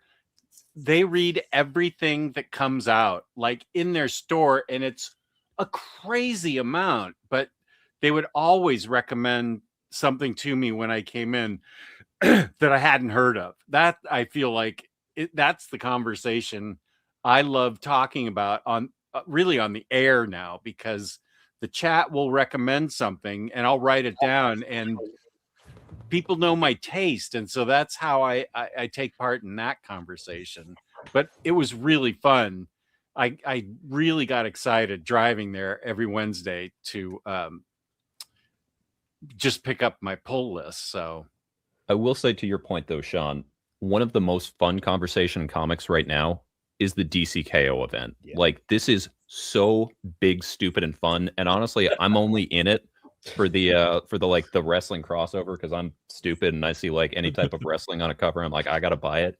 But this has just been like the end of 2. Like, I won't spoil it, but when Superman finds the thing, and it's just like that image of, it was like, this is why comics are great. Yeah, and you talk about the fun and the chaos of DCKO, and that makes me think about Boss Battle. I don't know how many of you guys were able to catch that this week, but DCKO Boss Battle is a book that brought in all these different characters from different IP, like Vampirella, Red Sonja, Homelander was in it, Annabelle, Samantha Strong from Beneath the Trees Where Nobody Sees. yeah. Oh, there it is. Yeah, there it is. Wait, let me highlight you, Bunk, so everybody can see it. Yeah, Sabrina the Teenage Witch is in it. That's amazing. Sub-Zero and Scorpion. Some of like the biggest, stupidest, most fun you're gonna have in comics. So like, again, the Mortal Kombat crossover, they're both Warner properties. You have a one-on-one fight with you've got Homelander and Superman. Like, I will say, like, if you're reading boss battles for the story, you're doing it wrong, because each one gets about like 2 pages or so of like, here's what would happen there. It's kind of the same thing with DC AEW. Like, they're just kind of throwing these pairings against the wall. Like, it's not fleshed out stories, but like, it's all the things that like we've been talking about online for 20 years. Like, who would win in a fight, Wonder Woman or Red Sonja? And they're like, why don't we just give them that? That's a conversation that's been going on for 50 years. Yeah, 60 years. The internet, is not, but yeah. I wonder if there's been an issue that's had as many different publishers' characters all combined in one book. Because, I mean, if you look across the bottom, it has all the publishers even listed. And, I mean, I've never seen that on a comic before. It's crazy. I can't think of anything. I'm looking forward to reading that. At first, when I heard about it, I thought, that doesn't sound good. And everybody was recommending it. Everybody's talking about how fun it is. So I'm really looking forward to reading it. But I still chuckle every time I think of the Joker Annabelle stuff.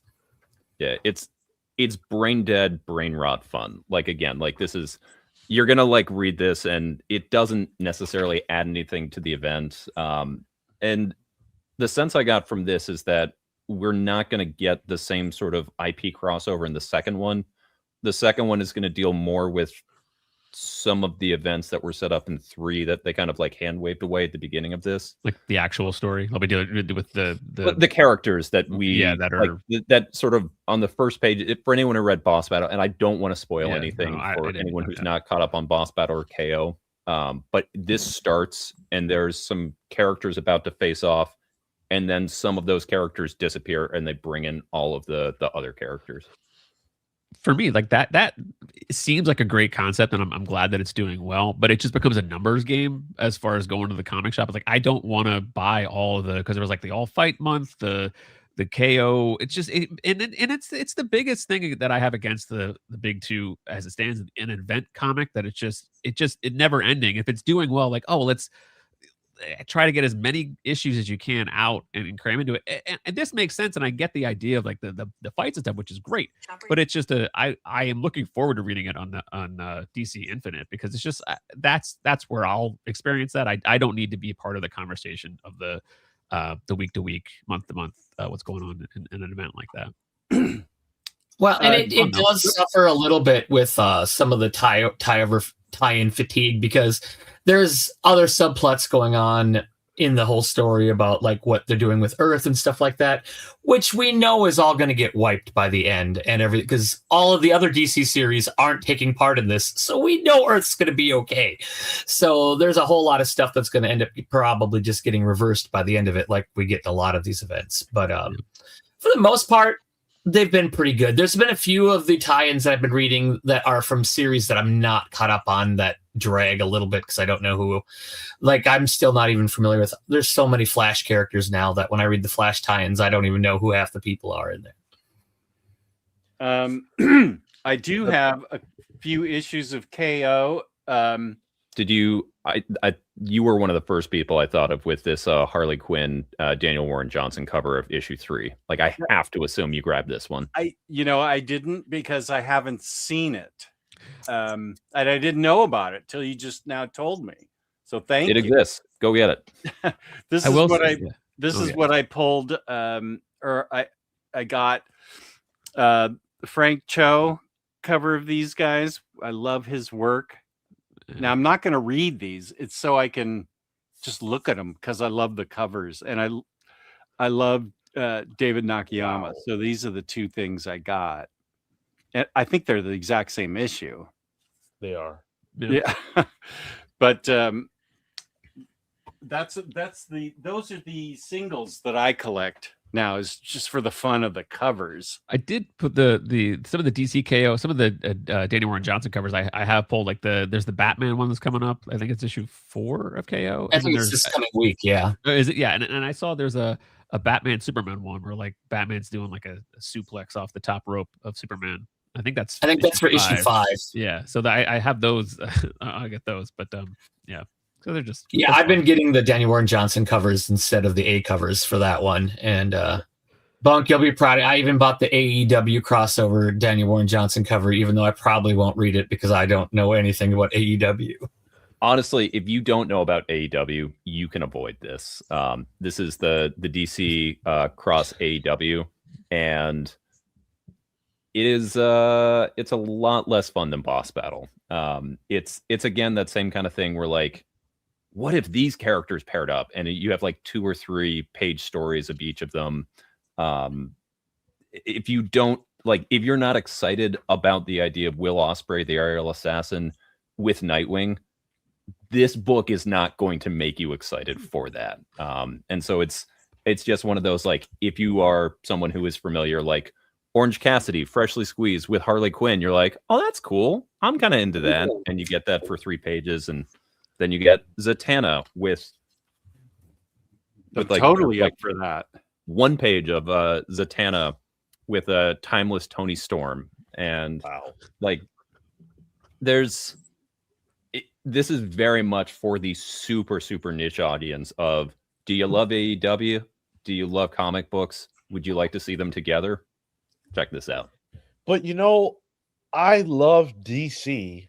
I enjoy AEW, and I passed easily on that comic. You were right to do so. I know. Not a book. He's like, I'm telling you, you should have. I'm just dumb. You'll see, I'm the guy wearing a DC, an AEW DC shirt. So that's who they sold that one to. And is going on. They got rid of the prototype. Yeah, like where's this one shirt going? Oh, okay. Yeah. I'm the guy who bought that. But yeah, so like I am the target audience for this. Not like I'm one of, I am the target. Like the Venn diagram of like people that should buy it crosses over for me. And so I have this, and then they're ordering me the Daniel Warren Johnson cover that they didn't end up doing for it. But yeah, so I mean, like, one of the things that I love about singles, to your point, Sean, is that I'm willing to buy into something dumb that I know I probably like shouldn't way more easily for something like this in a single, or like where it's going to be 2 issues, than I am for a whole hardcover. Like when the collection came out for this, if I didn't have this, I'd probably pass on it, because is that something I want on my shelf? Do I want to publicly acknowledge the fact that I'm the guy who bought this? Probably not. Like, this is my secret shame that I'm publicly, announcing on the internet here. But like, this is a much easier, like, sort of bite to swallow, I find. And so, like, the kind of like dumb fun in comics, I would rather have in single issues than something like a trade for this. I definitely get that. And you have the opportunity to curate your purchases way better than somebody like me, because you guys know what's good, or what the public perception of what's good and what's not good is on editions that are already completed, right? So like, if, for example, Absolute Batman sucked, you would know that. And then you could say, well, you know what? Everybody says it's bad. I don't need to invest my money into this trade. Whereas I'm the sucker who already is spent all the money, and now I get to tell you, hey, don't do what I did. You're doing the work for us, and we appreciate you for doing it. Yeah, I So, totally appreciate your yeah. sacrifice, because, like, again, like people like the Comic Pals, people like BJ Kicks with the poll list, those Wednesday Warriors who are going out creating content for it. That's how I learn about a lot of the big 2 stuff, and then I'll check that stuff out on Right. Hoopla for free when it comes out. And if I love it from there, then I'll actually invest. But to your point, like, I don't want, like, I have a tough time if I'm picking up more than like 5 comics a week. Like, ideally, I'd like to have 2 or 3 singles in a week that I'm picking up, because I'm going to fall behind on there. Like, when my list starts getting longer, then that's where I just like stop reading everything, because I'm like, I'll get to that eventually, and then it piles up.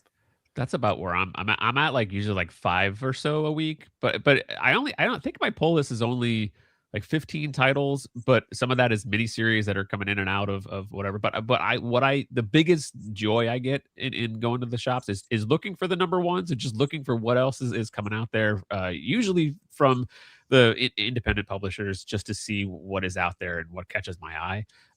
And that's what I find more fun in. And as far as like the conversation, you asked about before about being part of the conversation of the big 2 stuff, I'm okay. Not like, I don't want to have to feel compelled to keep up with something for the sake of creating content or whatever. Like, the way that I view it is, I just want to talk about the things that I like. And if I happen to, I would rather connect with a few people over this kind of weird offshoot kind of comic that not as many people are talking about.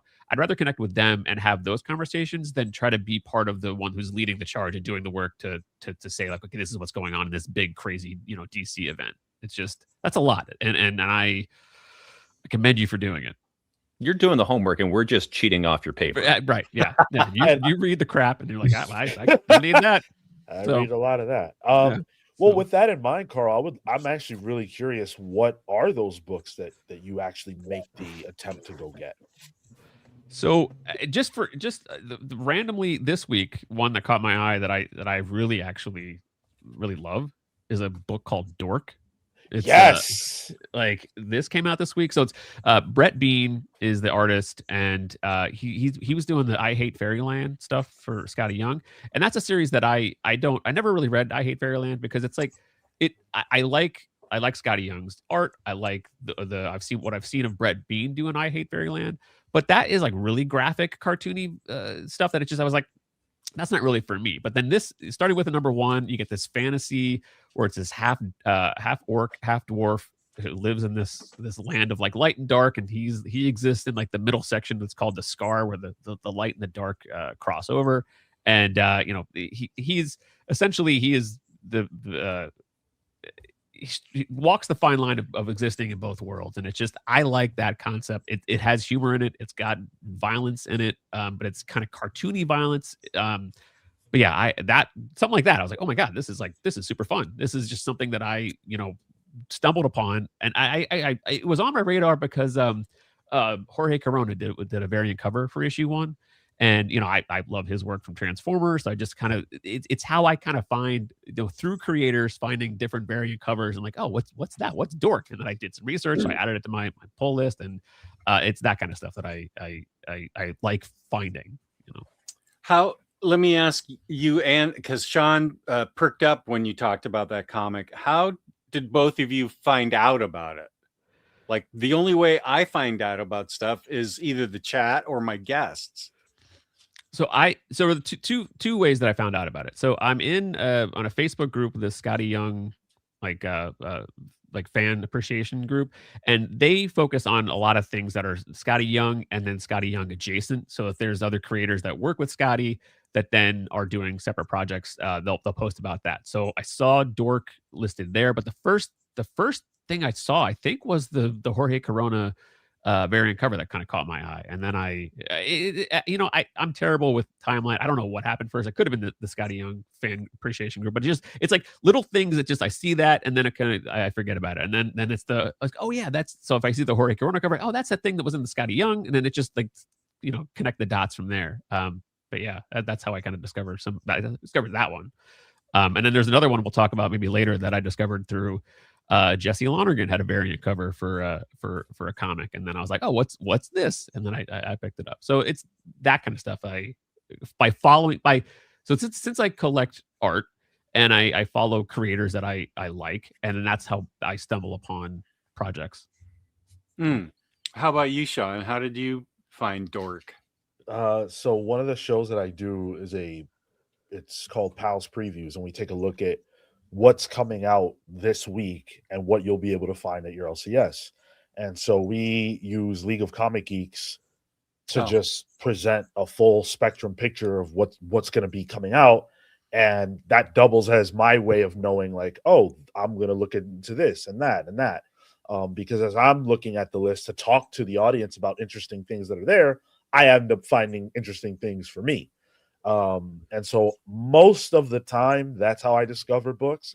But I've reached a point, and I reached this point a while ago as a reader, where I very, very, very much want to read things that are different.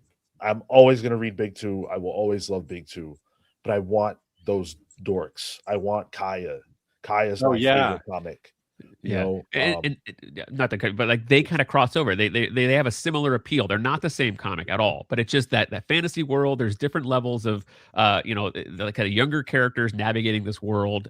One is more violent there's violence in Kaya, but this in Dork, it's actually kind of bloody violence. So it is a little more for a little bit of an older audience. But yeah, they're fun. Like, it's that different type of stuff. And I still like Marvel and DC stuff. I don't have the bandwidth to pay attention to everything that's going on in the Big Two. And because they're so I like concise things. I like if there's a mini series that I can latch onto, buy the 5 issues, read that, and then be done and move on to something else. I don't want to get bogged down to following a lot of ongoing titles and then have to feel like, oh, well, now we're going to branch out to this crossover thing. And then I've done that before, had fun with it. It's just that's not where I am anymore. It's the different stuff that I get excited about seeing. Booster, Batman is good again. Yeah. Oh, Hayden, you're from Kansas? Okay, good. Peace. But sorry, I cut you off, Sean. I know you're talking about Kaya. I got excited because like, oh yeah, because Bunk turned me on to Kaya. Like that was where. So it's that's honestly where Carl hears about all of the indie series that I just tell him. There's a few. Yeah, that's true. I think I heard about Kaya from Sean. I got the first trade, and that was a while ago. I got the first trade, and I loved it. And then I saw this recently, maybe last week, the trade for Kaya Volume 5 came out, and I said, okay, that's going to get a deluxe, I bet. So I'm just going to wait. But I loved the first trade. It was really right up my alley. That's the kind of stuff I really love. Great book. Well, it's not coming out through Giant Generator, is it? No. Oh, bummer. I was really hoping that the Rick Remender connection from Deadly Class would give us the big Deadly Class size when that inevitably gets a deluxe, because I want that big. I think go ahead. No, you go ahead. Go ahead. I was just gonna say, I think it's safe to say that everybody here has been reading comics for 20 years, probably, right? At least. Does the gray in my beard give that away? It's your distinguished maturity that gives it up. So 20 years ago was still 1980s, right? I wish. Oh God. But Every time anyone forever tells be me 20 that years the ago. 90s was 30 years ago, like I die a little bit more inside. I'm just like, Yeah, oh yeah, that's dude. just a few years ago. But because of that, I think all of our palettes evolve over time. And there just simply isn't that much genre differentiation in the big two space. So if you want anything different, you just kind of have to leave. You have to. And there's so many beautiful comics that don't conform to any particular constraint, like assorted crisis events. What genre is that? It's different every single issue. You know what Yeah. I'm saying? It could be romance, it could be hard sci-fi, it could be anything. And that's kind of where I'm living right now, and I'm loving it. But the big two is always going to be my home. This is just my home away from home, you know? Yeah. BatCave is the one that told me about assorted crisis events a couple of weeks ago, and I am extremely excited. Here, you can hold it up Oh, again. so- there, Punk. So Jess and anybody It's who's on not, newsprint. yeah, I was gonna say, yeah, anybody who is not reading Assorted Crisis Events, that issue is worth getting a hold. They're doing a second print. It's issue 8. It's on printed on newsprint, and that's part of the story. Now we've had some other publishers do newsprint comics, but it's more like, oh, remember when comics looked like this? In that issue, there's a reason why it's printed on newsprint, and it's fantastic. So if there is a single issue that I would recommend anyone go find right now, it's Assorted Crisis Events issue 8. So I think it already hit FOC for the second print. The second print, So I would say if you really want it, hit up your LCS and see if they maybe ordered a couple extra copies of it, because the first one was gone immediately, and I didn't have that on my automatic pull. I'd forgotten to put that one on, and I'd sent them a message like, "Hey, can you throw it in my bag?" I go, "No, we're already done with it." So it's a weird thing, because I think a lot of what happened with a lot of us that did year-end lists, and it showed up on there, and I think that it turned people onto that series. So then if they added it to their pull list from the comic shop, I think issue 8 was either the first or this would have been the second one that they would have gotten added to their list. So I think there was an uptick in readership. So any extra copies that shops had were, I think taken up by the new readerships that added it to their pull list. So a big part of it is that Dennis Camp has, ascended, so to speak, and he's writing, Ultimate Endgame right now. He's the belle of the ball. And when he went to social media and said, "Hey guys, this issue, Assorted Crisis Events 8, is printed on newsprint, and it will not be available this way ever again," people who don't even care about the book saw that and said, "Oh, well, shoot." Even in my space, my Discord, I saw people go, "Oh, I got to go make sure I get that." And so stores don't carry enough Assorted Crisis Events for that book to have a moment. Like if that book has a moment, you're not getting it because it's going to be sold out. There's not enough readers. So what you're saying is I should try and pick up number 8, because when it gets collected, it's not going to have a section in there for newsprint. No. And that's No. part of the story. Carl showed me issue 8, which just came out. Like they're being sold now on eBay for like $40, and like Yep. that's Yeah. not just listed. If you go into the like recently solds, like it's Yeah. already like $40 and going up from there. Wow. Yeah, it's nuts. But that's why it really is part of the reading experience, and in comics, that's what we love, is the experience of reading a comic. That one is just one that I would fully recommend if you can get your hands on a copy of the actual issue. And who cares if it's a second print? Who cares about that? Yeah. It's just worth it to experience the story. Issue to know 6, what happens in the gutters. Yep, issue exactly. 6 was probably my single favorite issue of a comic last year. I read that It's gutted. on a stationary bike in the gym, Big and mistake. I had to put it down because I was getting teary-eyed, and I'm like, I'm not doing this in the gym. I'm not come on, man, pull it together. And I took a breath. I went from there. I went back in, and it's like by the end of it, like I in any public space, not just like in my own place where I was safe feeling my own emotions, like in the gym, it got me even with taking that break. Like I teared up reading that. Yeah. I'm heading to big time. Yeah. It was. I agree with Paul there. Ever since I read 20th Century Men, which was my book of the year back in 2023, I was like, I got to read everything. Agent of World, going back through his previous one, Maxwell's Demons, like just hit after hit. And Sean, like I think you made a really good point. He's learning from everything he's doing. 20th Century Men, I love that book, but it's not a perfect book. As he's going, I think he's getting better at writing comics, and he's sort of better at the medium in general. I agree completely, and I think we can see that from the fact that now he's thinking about ways to present things differently. He's left his cookie cutter superhero or cookie cutter comic phase behind, and now he wants to slice the medium up. Every issue of Assorted is doing something compelling from a panel layout, from a time dilation perspective, like playing with the way you read comics. And we know what kind of caliber writer does that. You're talking about your Morrisons, you're talking about your Moores, you're talking, you're in that weight class. So we'll see where it nets out for Cam. Well, and I think something that's really sort of apparent is W. Maxwell Prince was really sort of the guy that discovered Dennis Camp. One of his first published works was Quarantine Comics back during the pandemic, when comic shops stopped publishing. W. Maxwell Prince was putting comics online that he was selling for like $2 or something like that, where you would get an Ice Cream Man story and then it would feature some other creator. And one of the first people that he did was Dennis Camp. In fact, if you read the trade, I'm going somewhere. I'm not just holding a book of cards. I'm getting to somewhere with this. If you read the trade for 20th Century Men, the byline at the bottom of it is, special thanks to W. Maxwell Prince, because he's been someone who has really pushed and sort of elevated him. When they did the one-page stories issue of Ice Cream Man, Dennis Camp was one of the ones featured in there.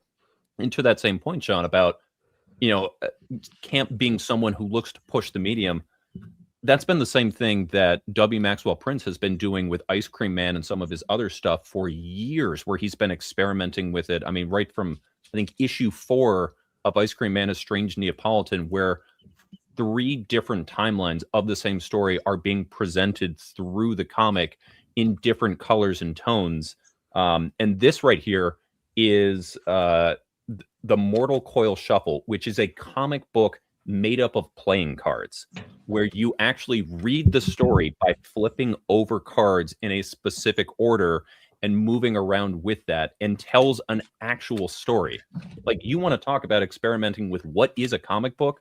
A deck of cards is there. Oh, yep. I will see you September 22nd, my man. Let's get it. Mine's on the other side of the Chocolate and vanilla. But no, I feel like Assorted Crisis Events, I mean, is the next in the evolutionary scale from what Ice Cream Man was. It's like Ice Cream Man walked so Assorted Crisis Events could run, because he's stepping it up at a much more rapid pace than we got with Ice Cream Man, which was, I still love Ice Cream Man and I have to get every single issue of that. But Assorted Crisis Events is just so much more impactful and just has so much more weight. It almost feels like it's every other issue, that there's always like, there's one issue, they're all good, but it's like every other issue, there's just one that just kicks you a little bit harder than the other ones. And so Bunk and I talked about that, because it's like, I feel like that's a good thing, because if every issue just was such a gut punch, it would be hard. It would be hard to continue to read that book, especially if you're reading it in like a trade or something like that. So like, to give a different experience, but not have it hit you as emotionally hard as everyone does, I think that's a good way to kind of balance out the series. So to just like help you get through it, get a little bit of a break every couple issues. So, Gentlemen, Sean, you have to go. Oh, I'm sorry.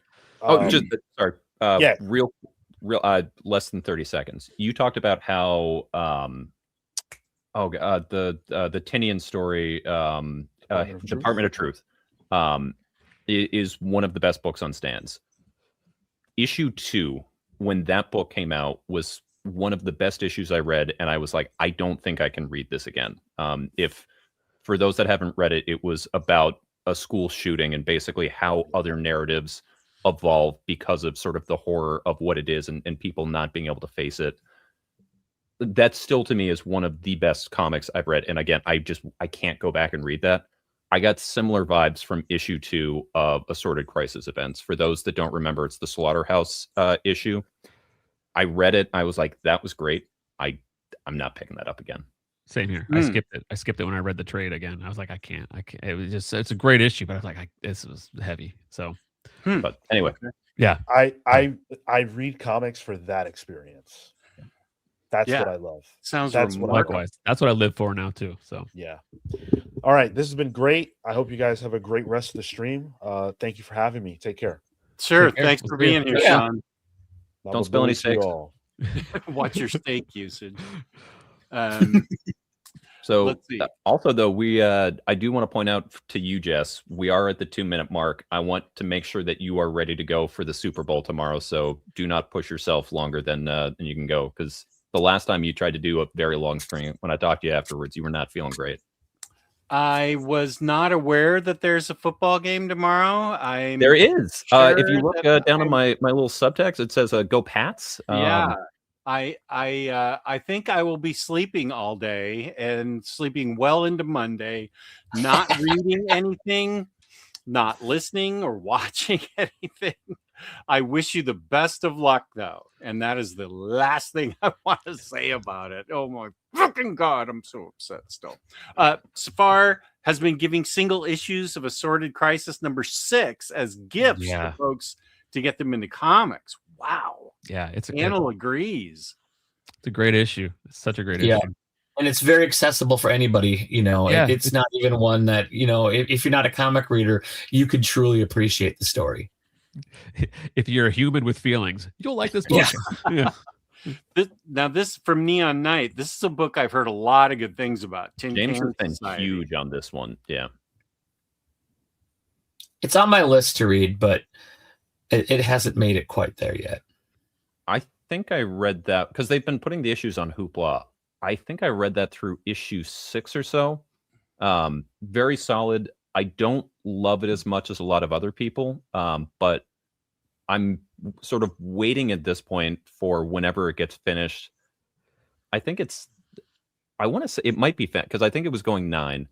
I'm very curious to read it from beginning to end and see if I get the same hit that a lot of other people did. But I really enjoyed it. I thought it was good, but I didn't love it the way that James and a lot of other people have described it.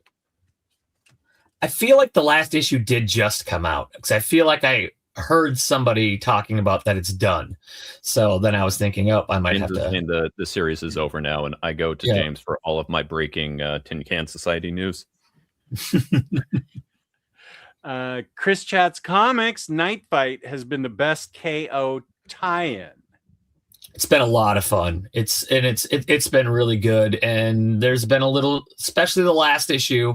There's some definite feels in it, and because it's Batman gets taken out of the tournament and put into an alternate reality where he has to go against all of his Robins that have become Batman in their own reality, and meets up with them. So you get Dick, Tim, Jason, and then Damian was the last one.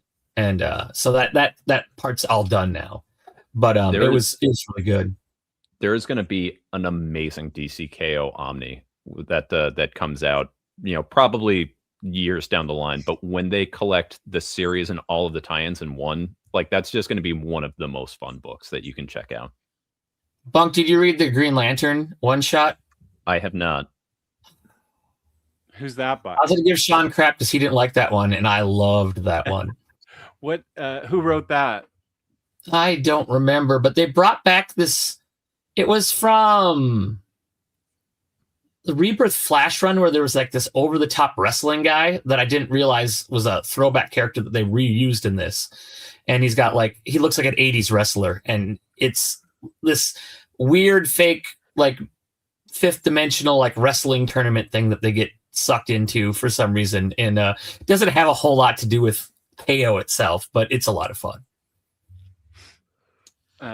Recognizing Hondo, welcome. What's up, Honda? Red Spiral likes, Frank chose his favorite. And Sasmurf got the same 2 covers that I did. Yeah, baby. You have good taste, Sasmurf. He recommends good stuff to me, too. Javi, the new DCKO Dan Mora Kenny Omega variant is awesome. So with the KO, they've been doing AEW crossovers. There was the first one was Hangman Adam Page and Lobo, which I'm not a big Hangman fan, but they had Will Ospreay with Firestorm. They had Timeless Tony Storm. Like, there have been some really, and it's Dan Mora, who, for those that don't know, Dan Mora was the original interior artist for Boom Studios' WWE series. This is a man who has drawn some wrestlers, and even when he wasn't the interior artist, he was still the cover artist for them, and did a badass Dark Knight Returns homage of Roman going for the Superman punch as that. So, Dan Moore's a guy who knows how to draw wrestlers. Now, what's funny now, I was thinking, I'm not a big wrestling fan. I used to watch it back in the day, but I have found that in most cases, when there's comics involving wrestling, they're really good. I mean, Crimson Cage, Wrestle Heist? The Wrestle series? Heist. I have to get anything Starks does. I love Mr. Starks. The Chris Condon Aftershock one. What hell is Squared Circle? I will not shut up great. about that book. Yeah, actually, I made you read the amount that. of people I recommended Crimson Cage to. I mean, I made a video about that one. It's what the story of Macbeth set in local Southern 80s wrestling federations. Like, it's someone who clearly loves old wrestling and knows Macbeth and did the work on it. Wow. Well, and of course, a Powerbomb was another fantastic wrestling comic. Yeah.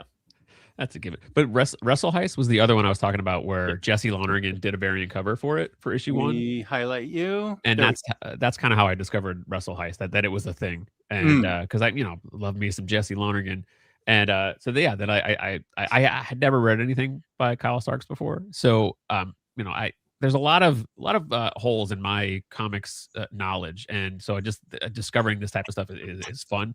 But like a title like Wrestle Heist, you're like, that's just immediately like, what is that? Like, that just seems like a book I want to read. But like, look at these covers as these throwback magazine covers, going there, and the Kyle Starks A covers, There's, and what I love about this issue too is the book is that, okay, so you got those like the Wrestle magazine things, but then in the back you have like back matter that deals with like in-universe articles, wrestling articles, and then they go with they ask, there's other like ads like that, and then there's they ask different creators like their favorite like wrestlers, like favorite tag teams, favorite like top 5 wrestlers, and so there's just a lot of fun back matter stuff as well. So it's a really, really fun series so far. There's only 5 issues, and what I love in the solicits, I don't know if you notice this, Mark or Bunk, but like they said issue 5 is the part 2 of the 2-part finale,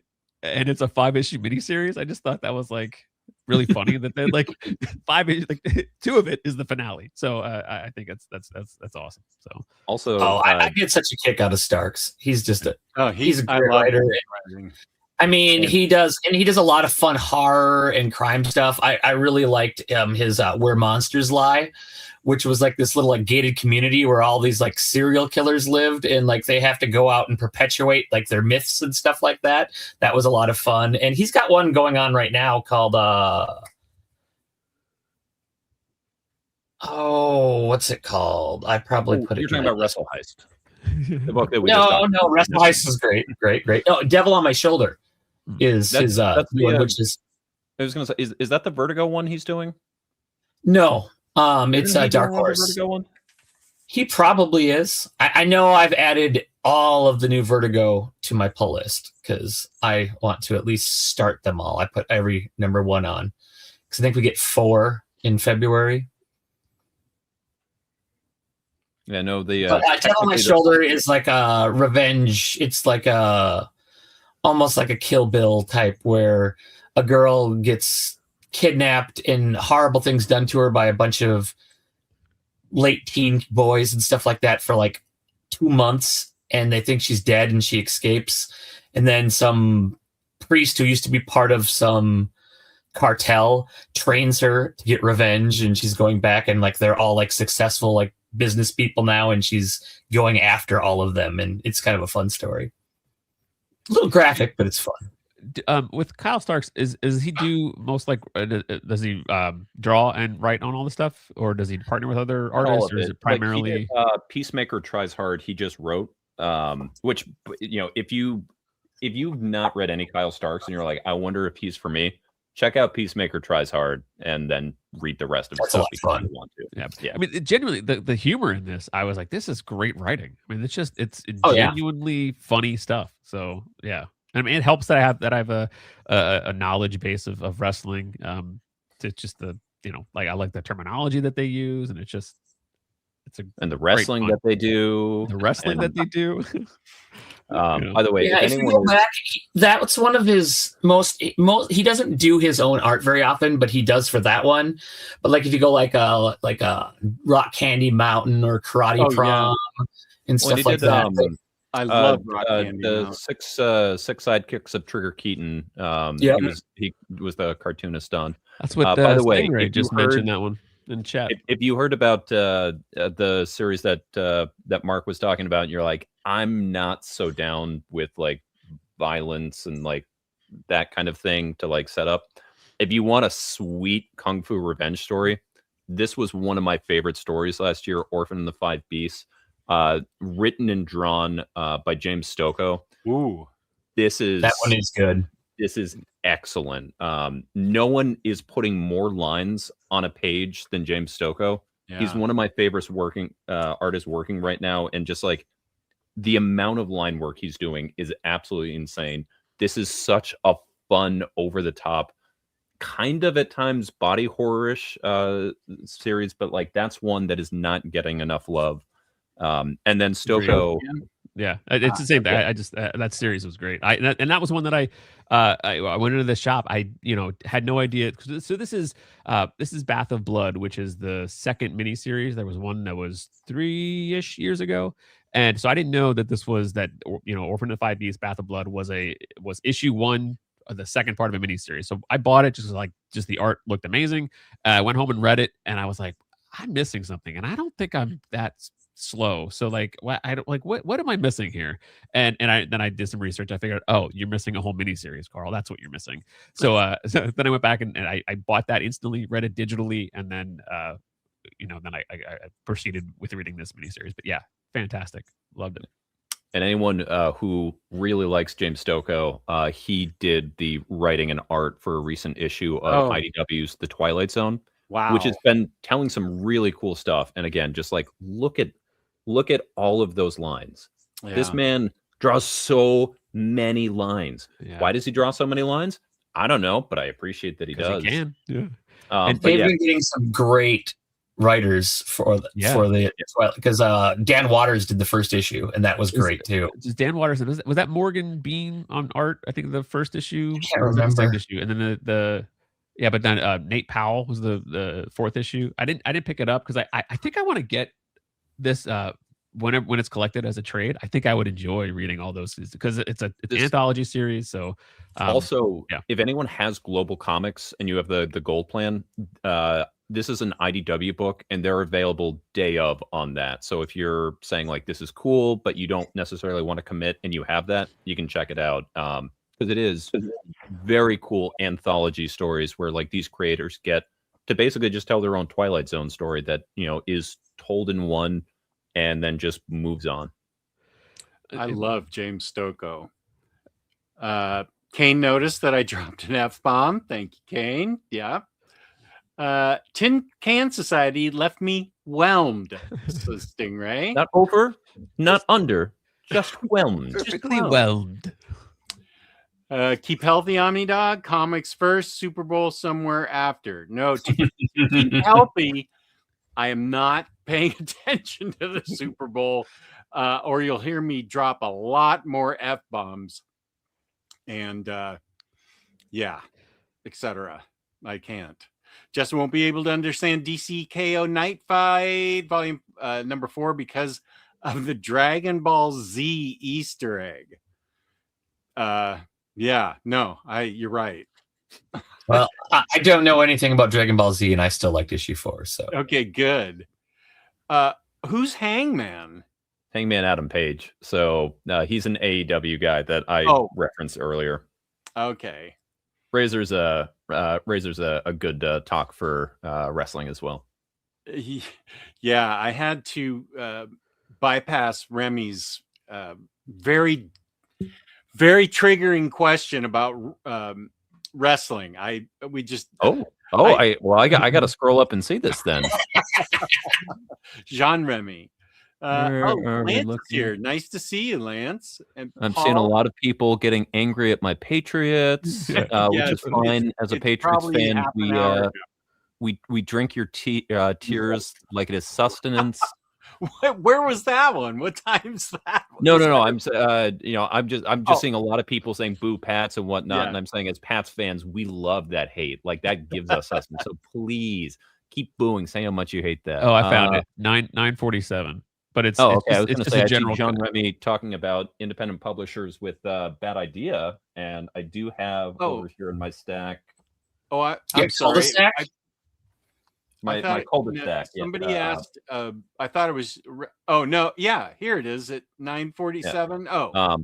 But yeah, we were talking about Jesse Lonergan, and he actually did have, along with Matt Kint, he had a backup story in a Bad Idea book. So I don't follow them like I used to, but when I see a creator on that, I'm there. How is AEW been? I've been looking to jump ship, get my wrestling fix, and hesitating between NJPW and AEW. Okay. I wasn't going to highlight this one until the very end, and now I know we're going to be here till midnight. So I will say just sort of across the board, as far as live wrestling, AEW, I think, is better than WWE. I think the in-ring wrestling is better, and I think it is immeasurably a better value. Since TKO took over as the parent company for WWE, prices have just been continuing to go up and up and up and up. Basically, for Raw is coming in on Monday to my city here, WWE Raw, and for the same price that I could buy a ticket in the nosebleeds there, for AEW, I was 4th row 2 years ago. Wow. And it's, AEW is, I think, a company that values the actual wrestling. Like Tony Khan at his heart is a wrestling fan. He's a big wrestling nerd, and they go after like the best wrestlers. Whereas WWE looks for people that they can turn into stars. So if you're looking for more of the soap opera drama, if you want more of the characters, unfortunately, it doesn't get better than WWE. As far as NJPW, I don't actively watch that, but I do have friends that do that, and they say right now it's a little bit of a weaker time. A lot of their top stars have either jump ship or have just retired, and so right now they're actively looking to take on talent. So I love AEW. I'm really glad it exists. I also love WWE. I think that both are better when there's someone else pushing. It's like the same way, like, if you were a big DC fan, would you not want Marvel to exist? I think the comics are better, and we get more, stories from creators that we love. The fact that there are those two places going on. So I'm fearful with the state of Warner Discovery of what might happen to AEW, because I think it would be bad for professional wrestling if we went down to only one major American league. Mm. Okay. Well said. Paul, has anyone, I'm interested in the answer to this, been reading Zdarsky's Cap? I'm thinking of catching up with the new 3rd printings they did. So that's popular. Yeah, I've heard that it's good, and that's what's fueling into their next big event. So he's kind of, I think, going to be overseeing the next Marvel event. So that's a good series to read if you want to get up to speed on that. I just don't have any Marvel books I'm reading right now, but I kind of want to read that, and I wanted to check out Williamson's Iron Man. Yeah, that's So like him. one I'm happy to wait for the trade on. I love Chip, but I don't feel that that's one I need to pick up right now. I know, they're selling enough copies of it. Generally, for something to hit my pull list, either I like to think of my pull list as the stuff that I'm voting with my dollars. So, like Carl was saying, either it's a must-buy creator for me, like a Jesse Lonergan, a James Stokoe, guys that like I want to support Dennis Camp, or it's something that I think is a smaller property that I want to make sure is getting supported. So even for things like DC, like Batman, Green Arrow, Question, Arcadia, anytime the Question is in something now, I buy that single issue because I want to tell them there is still support for this, but also this is basically a throwback 80s. This is the same matchup of heroes that we had in the Fables crossover between the annuals of Detective, Green Arrow, and Question back in the 80s. And it, for people who love that, like it feels so clearly there. And again, just DC is doing fine. They don't need my dollars, but I want them to know that these are the type of comics that they should continue to put out, and I want to make sure we do get this. So I'd be happier to have the hardcover for this, but I want to make sure that they are knowing on a monthly basis there is an audience for this kind of book still. Then how excited are you that the artist from the old O'Neill Question books Dennis Cowan is going on Nightwing? Nightwing. Yeah, I'll be buying Nightwing. I'm, I jumped in and bought a few single issues for the Taylor run, but again, that was one that's like it's doing great numbers. I don't need to support that one, but when you have Dennis Cowan in 2026 on a monthly title, absolutely I'm there for that. I mean, in the corner of all of my videos, I have, as a Question #1 signed and remarked by Cowan. Like that is my favorite comic of all time. That Question run, like that's a guy I'm always going to support him. Yeah, Dennis Cowan must be like my age because that book came out 40 years ago in 86 maybe 86 or 87. Yeah.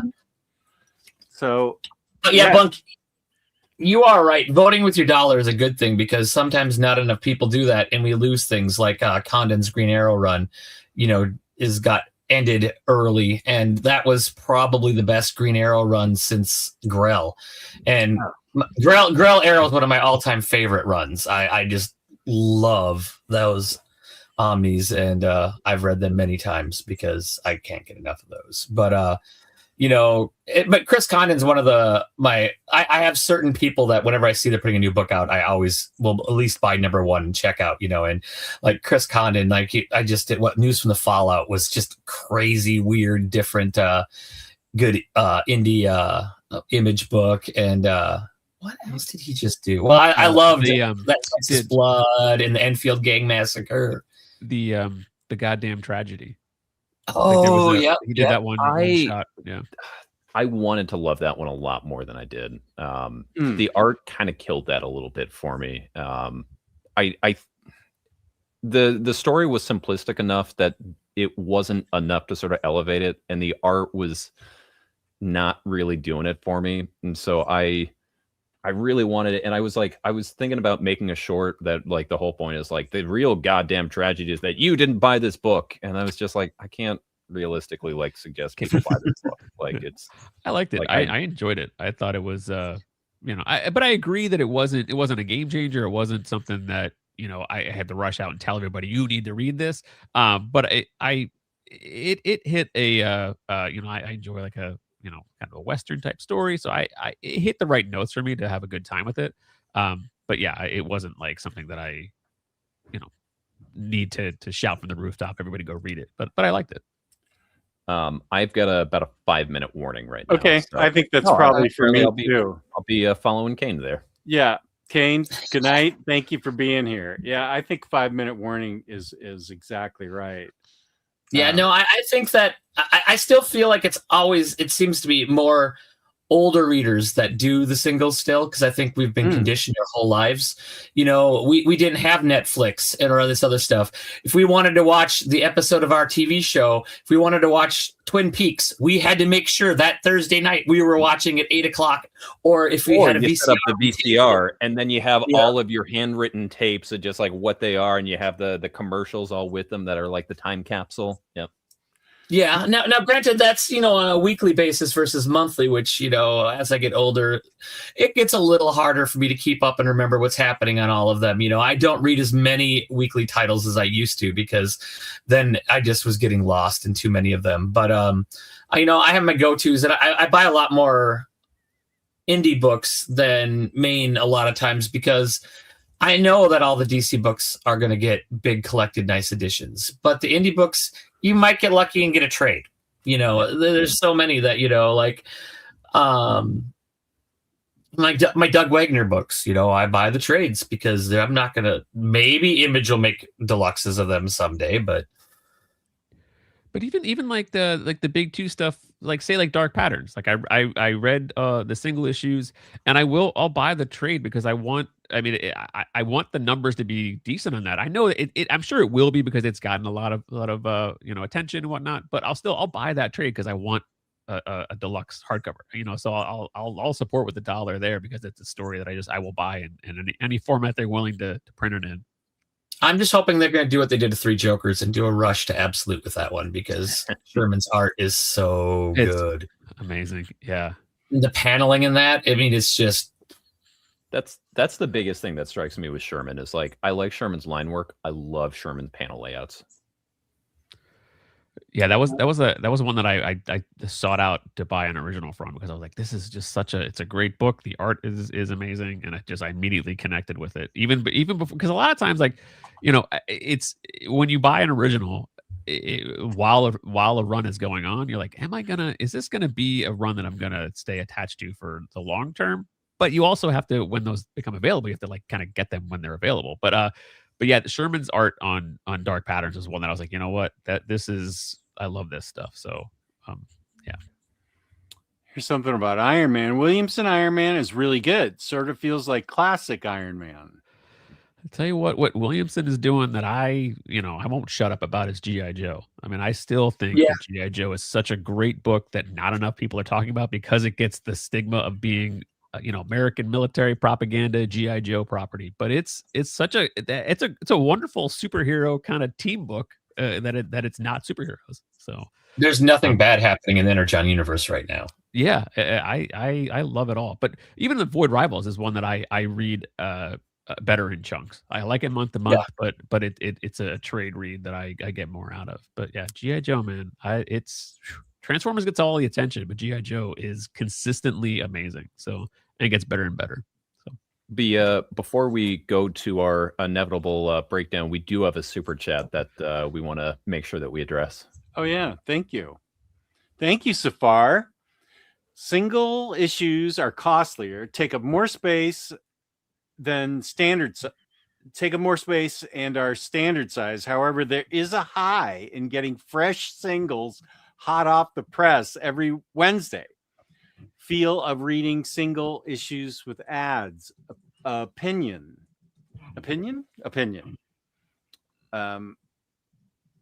Oh yeah, I mean, it's in fact, just to make sure that they don't try to schedule a meeting during my comic book time, I have my 4:00 blocked off on Wednesdays, because I spend a good 90 minutes down at the comic shop talking to all my buddies down there. And I know all the people that work there, and we have to go over everything we've read and all the what we watched. And it's just a great community. And, it's just something I can't ever completely give up singles. I buy less than I used to. I mean, I used to be, I couldn't get out of the comic shop for $100 a week, but now it's gotten a lot better.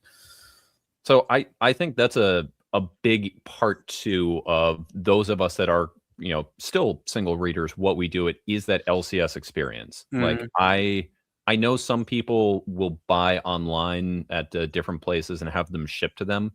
And for me, like if it got to that point, that's where I would officially end my singles buying, where I'm just like, you know what, I'm not doing this.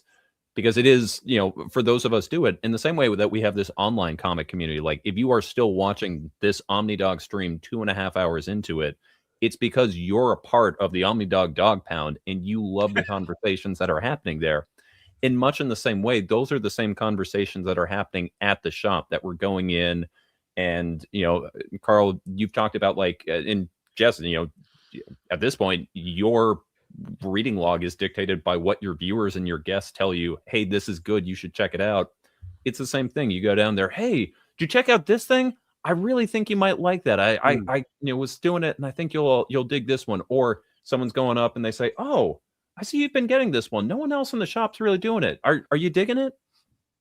So like that community aspect of it is a big part that keeps going. But as far as absolutely right, like it is stupider to be buying these books in this particular way. It's so much easier to display. It's nicer. It's, not needing to like track down which long box is that particular issue in. If I want to reread a run and take them out of the bags and boards and go down and like do all of that. And if you could see all around here, you'd see this part looks all nice and organized. Everywhere else, it's just like this stack, this stack, this stack. But like for me, it just comes down to the singles that I buy are the stuff that I want to let the publishers know, like there is a market for this. Please keep doing this. Don't make this a series that ends early.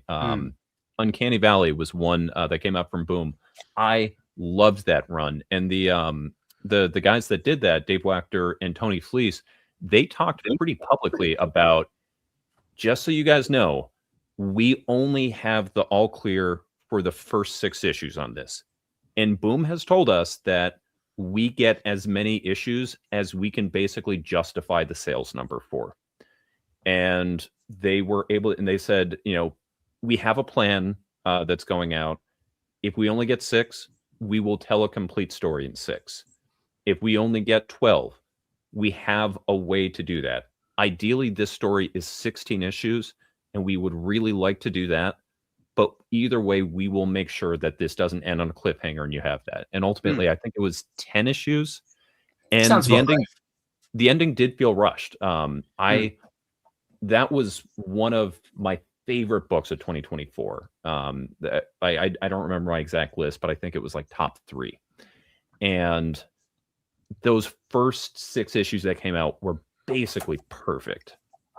And then when they came back for the last section, because there was a break between when they did 6 and then Boom announced it was coming back, basically because they had the numbers, that they gave them 4 more issues, especially that last issue. It just felt rushed. But I mean, the fact that we did get those extra ones, it happened because those of us were buying it monthly. And I'm sure that the trade sales helped after the fact. But at that point, they'd already made their decision on how many issues they were going to go for it. And my $5, going to DC and, whatever that is, I know realistically that's not changing anything, but I support the art that I want to read. I'm just really happy that Fleece has been getting a lot more props and stuff. I mean, the fact that Farrell's still going, and Farrell is great. And you look at Local Man, the Acclaim, that was another one that Local Man's done great. Stray Dogs was so good. That's what first really turned me on to him. And Jess, have you read any of Farrell? This one right now by Ignition that he's doing. This is I've been really enjoying this one. Ignition, by the way, if anyone hasn't been checking them out, they're a new publisher. They kind of give me Aftershock vibes, where like they are going for new ideas, like putting stuff out there. They've been knocking out of the park so far. Not to start adding some of those, because BatCave has a bunch of good titles too. I've heard a lot about BatCave.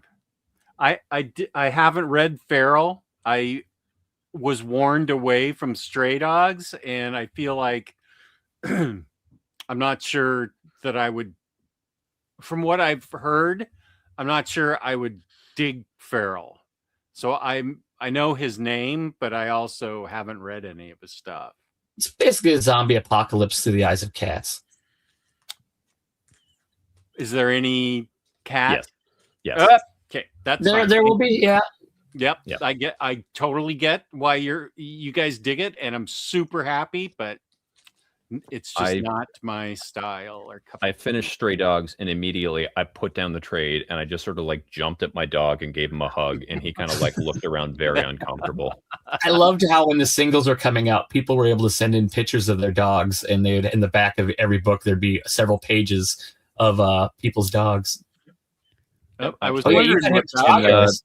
In the background, I have a sketch cover that Tony Fleece did with Tone Rodriguez doing the colors for it. So wow, this That's is great. this is my pupper boy. that is awesome. I love that. Yep. So that hangs out in the back. I'm being covered now with that, but in my own videos, there's two singles that you can always see. There's the question number 1 right there, and then down there is that. We can Behind see me, the- I've got a mouse guard sketch cover that was Oh. done, and then up there you can kind of see some little things, but the ones that you can always see are those two right there. Yeah, we can. Oh, were you saying you can't see those two comics, or was it something? When in the videos that I make for my channel, you can always see those there. Right now, where there's the little Bunkmaster B Go Pats, that's covering it up. So like right Interesting. where that would be, but We can like see it. Oh, not in on the our video, screen. it doesn't. No, Yeah, we we can can see see it. it. You must be like Can flipped you? or something. Yeah, you need to. For I whatever think- reason, it's Yeah, I couldn't. StreamYard's doing weird things for me because it wasn't showing that there. But yeah, for me Yeah, on 'cause mine. your logo's on the other side. Oh, Yeah. okay. like where my logo is. Well, for you, like I'm seeing your logo. Like for me, all of our logos are in the bottom, but I guess it's mirroring or something like that. I think it must be. So, all right, well, gentlemen, that has got to be it for me. I would invite you to guys keep talking on there, but I got a date with my wife that I got to go Sweet. get to. Have fun. Thank Take you for being on, Bunk. Appreciate it. Absolutely. For anyone who stuck around this long in the chat, thank you guys so much for doing this. If you do have any suggestions hearing about this and are saying, hey, there's this really great comic that I'm on that I wish they had got to, after the fact, please go into the comments on this and write it in there. I always go back and check out the comments after live streams to just see if there's anything that someone's bringing up there. So I'd love to hear what you guys are all talking about. And then also, while you're in that space, go ahead, click a like, support the Omnidog. You know, he's going to be laid up for less, next 5 days after this going on. And after the heartbreak that's going to come when he sees my Patriots host another Lombardi trophy for number 7. I can feel the salt in my wound right now that you are. They're deflating the balls already. Oh my God. All right. I'm leaving. Later on. I'm out. Thank See you, you. Bunk. I meant to say this. I said at the beginning or somewhere in the middle, whatever. You'll be seeing these guys again, maybe not in this same order, but I am gonna be doing this monthly because I want to find out what everybody's reading and excited about, and I also want the chat to find out. Since I do have a collected edition, this is Omnidog's Vault is about collected editions, but I can't ignore anymore how excited people are for like the Absolute line and other things that these guys have been talking about. So many great things going on right now. I feel like it's strange. Like it didn't feel like this a couple years ago, but now like there really is so much amazing stuff going on there. I mean, the Absolute stuff, like I'm not really reading the Absolute stuff. I've read the first volumes of a couple of them, but it's just, it's one that I feel like I'll wait on. But the fact that I love what it's doing, I love that people are connecting with it. I love that there is, it's definitely not my version of Batman, nor will it ever be my version of Batman. But I love that people are connecting to it, and younger readers are coming into the shops, and because that's what comics have needed for so long. We may complain as older readers about changes that are made or whatever. That's not my whatever. Who cares? Like this only works if there is a new comic that is talking to younger readers and maybe not speaking to us. And that's what I love seeing it. And it's a great time. And what it does is it'll get people to then new readers who say maybe they discover Batman through Absolute Batman, and then they'll say, well, what else is or Absolute Wonder Woman? So Hayden Sherman doing the art on Absolute Wonder Woman, that might turn them on to a classic version of Batman in Batman Dark Patterns, or because that's how this works. It's like new readers will then look for something else in a comic shop. So yeah, they might read that and then go, oh, I need to read Wasted Space. Right. Yeah. I mean, it's like what else is out there, and that's how we all, at some point in time in our comics journey, we've all done that. So like, there needs to be a reason for new readers to come into a shop and buy comics. So that is a really good point. And it's good even for your viewers, Jess, because it's basically previews of what's going to be coming out in Collected, and then people better know, because I always try to chime in when I'm watching the Monday night show if something I think is good, because there's a lot of times that it's stuff that you guys don't even know what it is, because it's just some indie trade, the first volume that's come out, and unless somebody points out that it's good, a lot of people just won't realize it.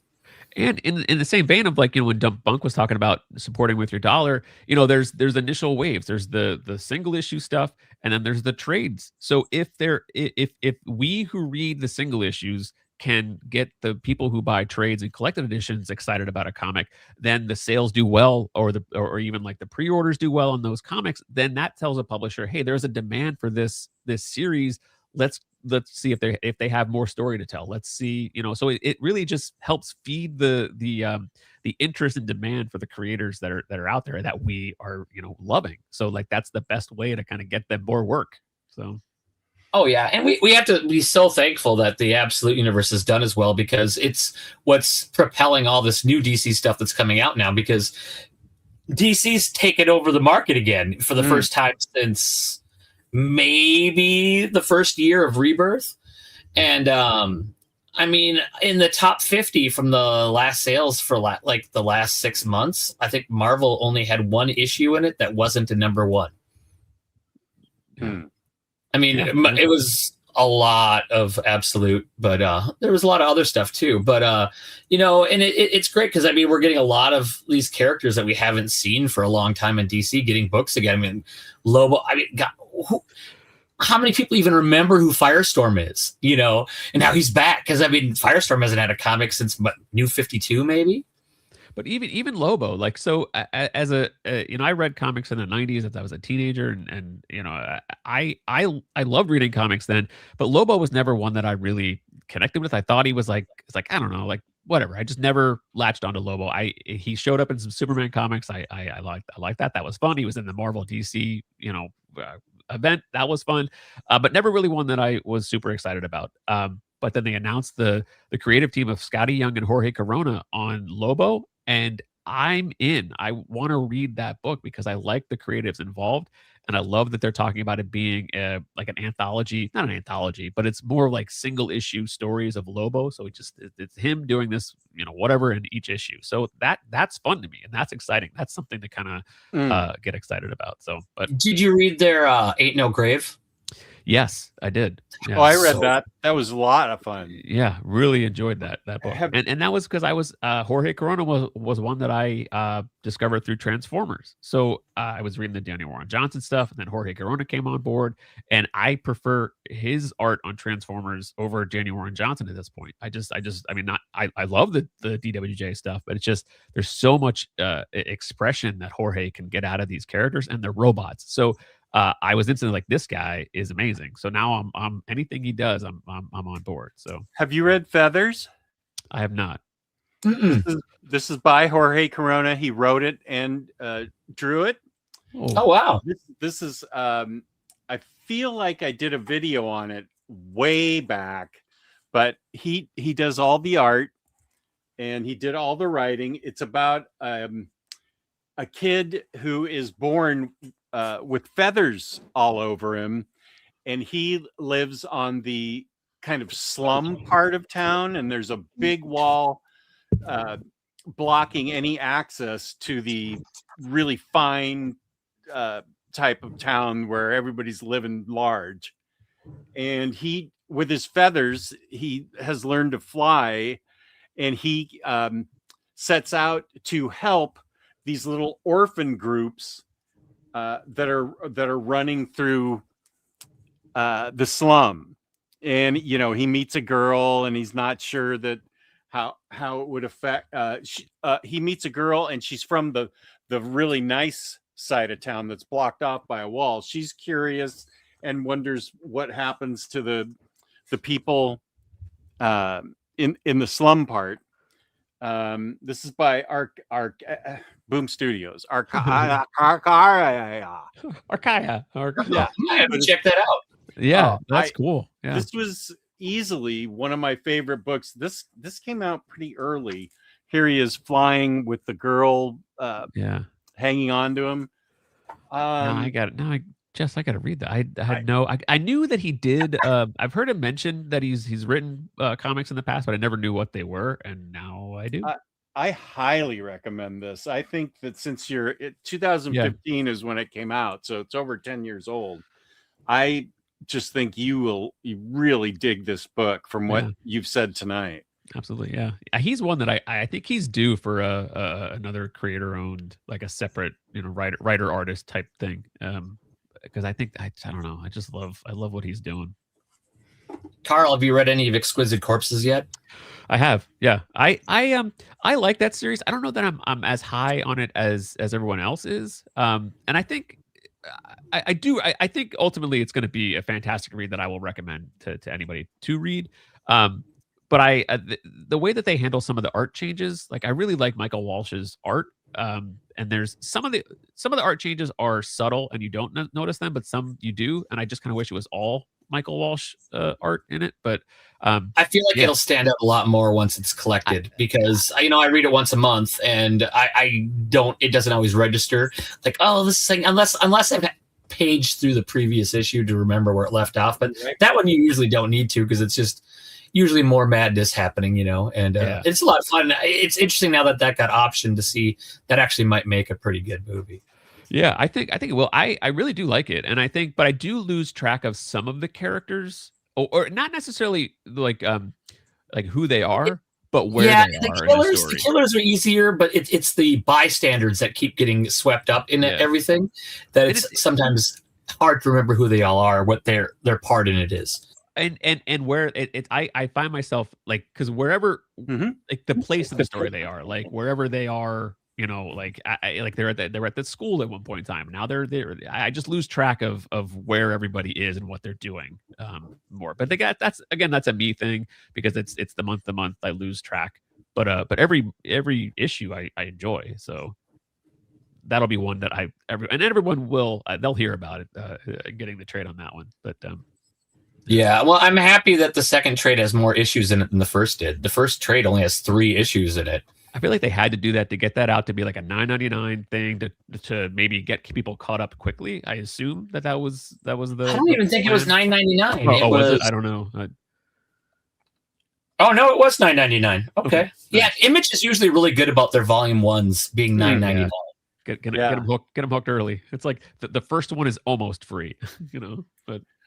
Get it cheap and get him hooked. So I have to recognize Madden because he's very nice. Always a good day when I get to see Jess. Peace and love, Madden. I really appreciate that. Nice. I've heard about Voyeur from Ignition. I've heard a lot of good things about that. Love BatCave, my favorite indie company after Dynamite and Valiant.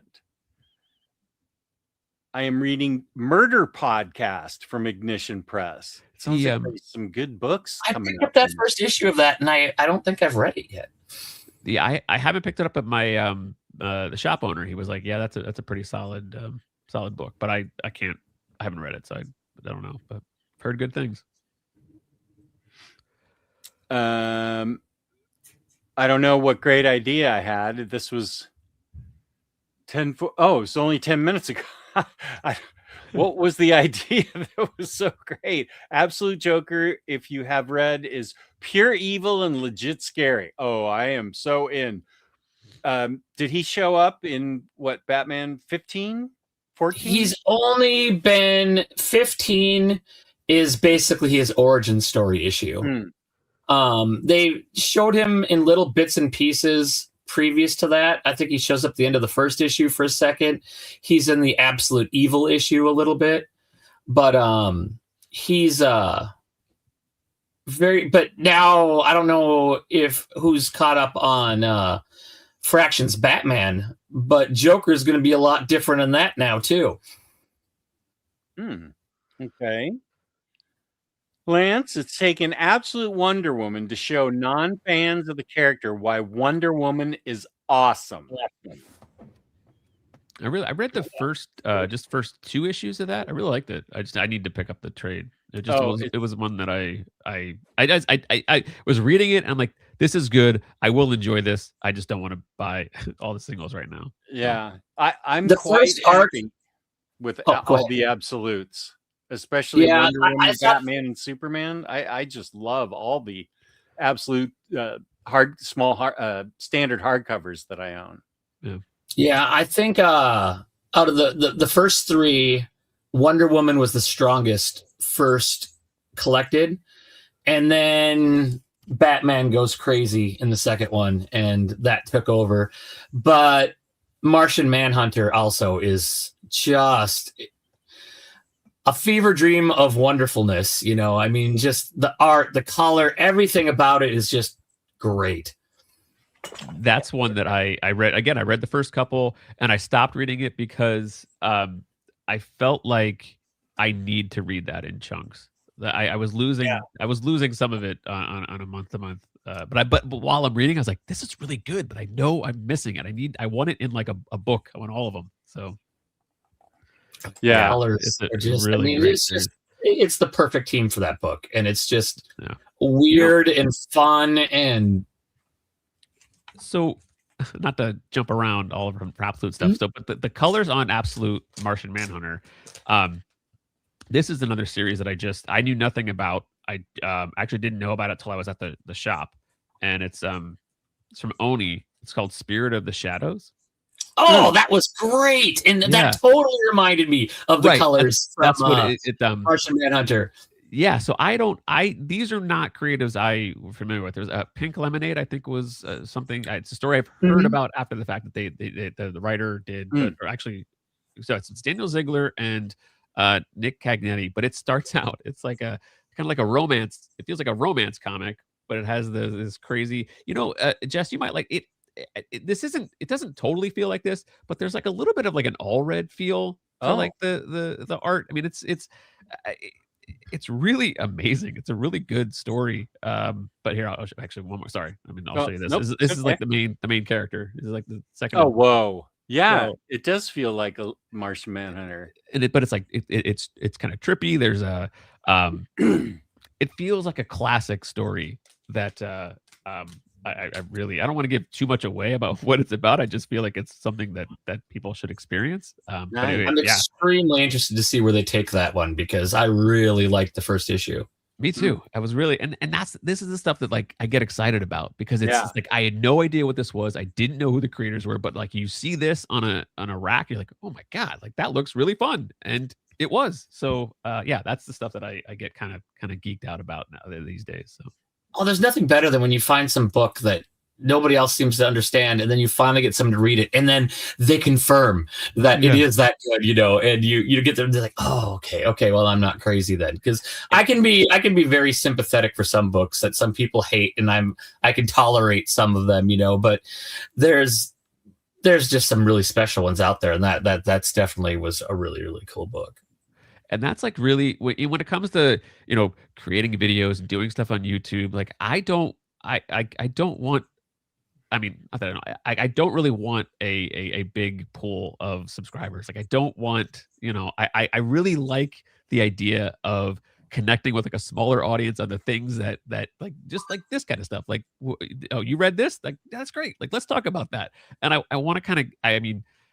I'm not against having subscribers. I'm not gonna put it that way. I do like the kind of intimate feel if like the people that are subscribing are the people who like want to watch what I'm talking about, because I don't want to overhype things. I just want to talk about the things that I'm enjoying, and I would love to connect with those that are enjoying the same types of things. So that's what I find fun about like why to do it on YouTube. So because I've said it before, my wife doesn't care. doesn't. It's like oh my god, I read this comic. The only comic I told her about that she was like, oh, that's interesting, was the moon is following us. Like So good. Yeah. That hasn't been released yet, I don't think, in a collection, or has it? They have trades. there's two trades. Yeah. And that's But, DWJ. I'm waiting for the deluxe. It's Rossimo does the art Yeah, for it. Daniel Riley Johnson does not do Oh, the art okay. for it. Yeah, but he But does it's some of the art. really He good. does, I'm excited to see it and read it. I have- Safar, the Feathers book, good. I'm glad you got it. And okay, Joker Absolute 15, also an Absolute Evil. Oh, the idea that I loved was hosting single issue based stream every month. Yes, absolutely. Glad you like that. So Oh, on back 5 sorry. a.m. Thank you, Lars. Sorry, go ahead. No, I did. Moon is following us. So Daniel Warren Johnson does some of the art. He does the real world set stuff where it's about so it starts out like let me find it's parents who their daughter is stuck in a kind of like a coma essentially, and they enter her dream world to try to save her, and all of the real world stuff is drawn by Daniel Warren Johnson. And the stuff that's set in the dream world is Riley Rossimo. So like the creative divide makes sense. It adds to the story. Actually, I don't. You know what? I don't want to. I don't actually. There's some of the pages I was like, I could show that, but not. I don't want to show that. But it's just it's such an emotional. Yeah. I cried. I mean, I've talked about this in a couple of videos. I cried while reading the finale of that book. I cried while explaining what happened to when I told my wife about the book. I cried then just talking about it. I was talking to Bunk on a show, and I was like, we were talking about something, and I was like, started kind of like well up again. I was like, this book, oh my god, like I just it's yeah, and especially if you have kids, like it hits differently. I mean, you'll enjoy it if you don't have kids, but if you do, it's such a emotionally impactful story. That's amazing when a comic can make you feel like that emotionally. That's such a great feeling that people that don't read comics are unaware of how they can impact us when they're really well written and can yank at our heartstrings. And I've choked up at many a book. And I love being moved by comics. Absolutely. Wait till you read some of Assorted Crisis events. I was gonna say that's the other one that multiple times I was like, oh my gosh, I was issue 6 was one that really got me, and issue 2 I didn't cry, but I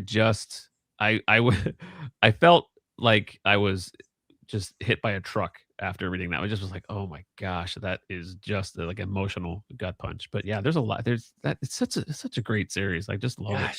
I wonder if I should be picking up the singles of that. I mean, you can. Here's the thing.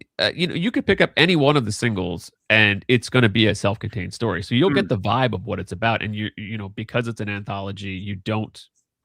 But I really think issue 8 is the one. Wait, try to get this second print of issue 8 when that comes out, and I would. Do you know when is? I feel like when it was coming out? I think it might have already passed FOC because I know I ordered it last week. But maybe if you call up Third Eye, maybe they'll throw one in your bag. Because I would guess that Third Eye probably over-ordered that one because that one sold out so fast that I would like to think that a place that big would have at least shelf copies for day one. Let's see. Second print comes out the 25th of February. Okay. I think I better try and collect all these issues. It sounds this is one amazing. This is one that would make an interesting kind of like HBO series or some of it would be very hard to what am I trying to say, translate to a show or any other medium, because some of it's just very comics specific. But if they could find a way to make that work, I think it would be amazing.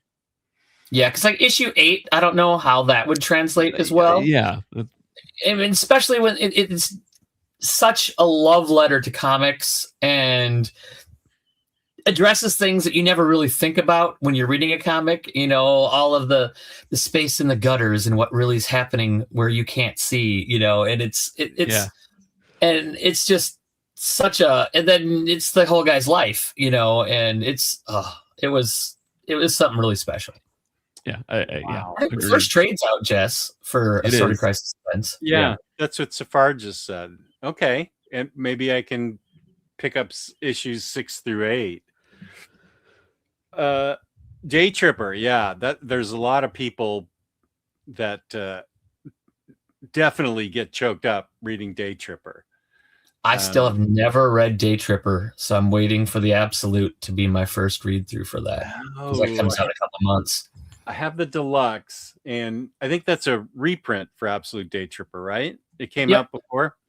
Mhm. Yeah, I might pick up the Absolute. I do love that story. It's there. I can't think right now of.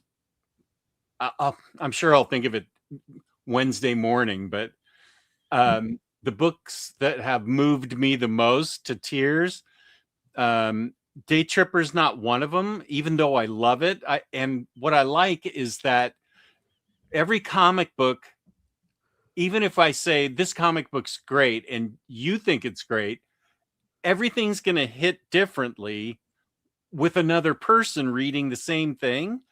And so that's what I love, that CNSS says that he got at least choked up. I'm not sure if he cried or not.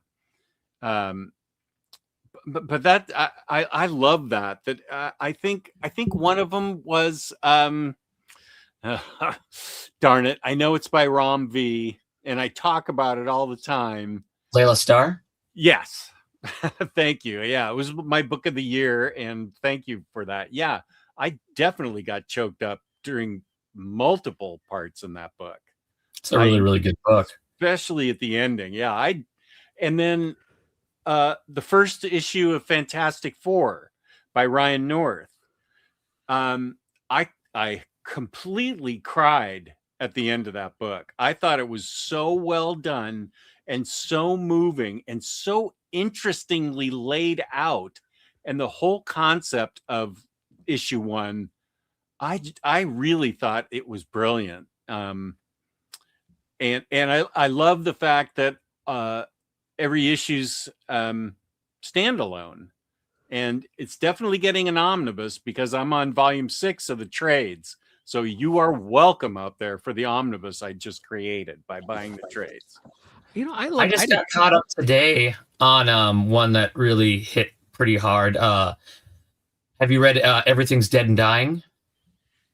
Yes. Oh, that was special too. That was one that I had in the stack to potentially talk about. But Everything Dead and Dying is who's that by?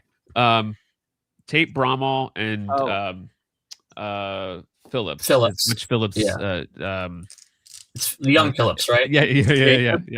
Jacob. Phillips. Yeah.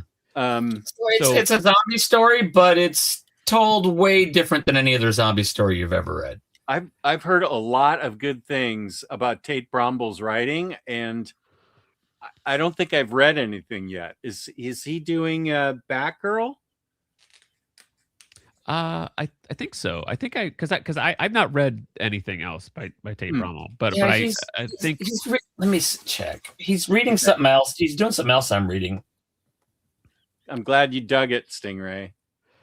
But like Everything Dead and Dying is so it's set in a a zombie apocalypse, and it's an emotional gut punch. Only 5 issues. I feel like it's another one that is going to be much stronger as a 5-issue read, because I feel like it started out really strong and it ended really strong, and all throughout it was good, but some of it month to month I do this a lot. It happens when I read it. It's like, this is really good, but I know that when I read it all together, it's going to be much better. And that's the one downside that I find when I read single issues, because it's just a lot going on. Or if I read them late at night and I'm tired, I know I'm not picking up everything that I should.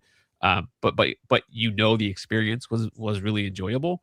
So yeah, but that's that one, and that one hard to say enjoyable reading that book, but it's very emotional, and it's Okay. yeah, it's another one that like tugs on the dad heartstrings.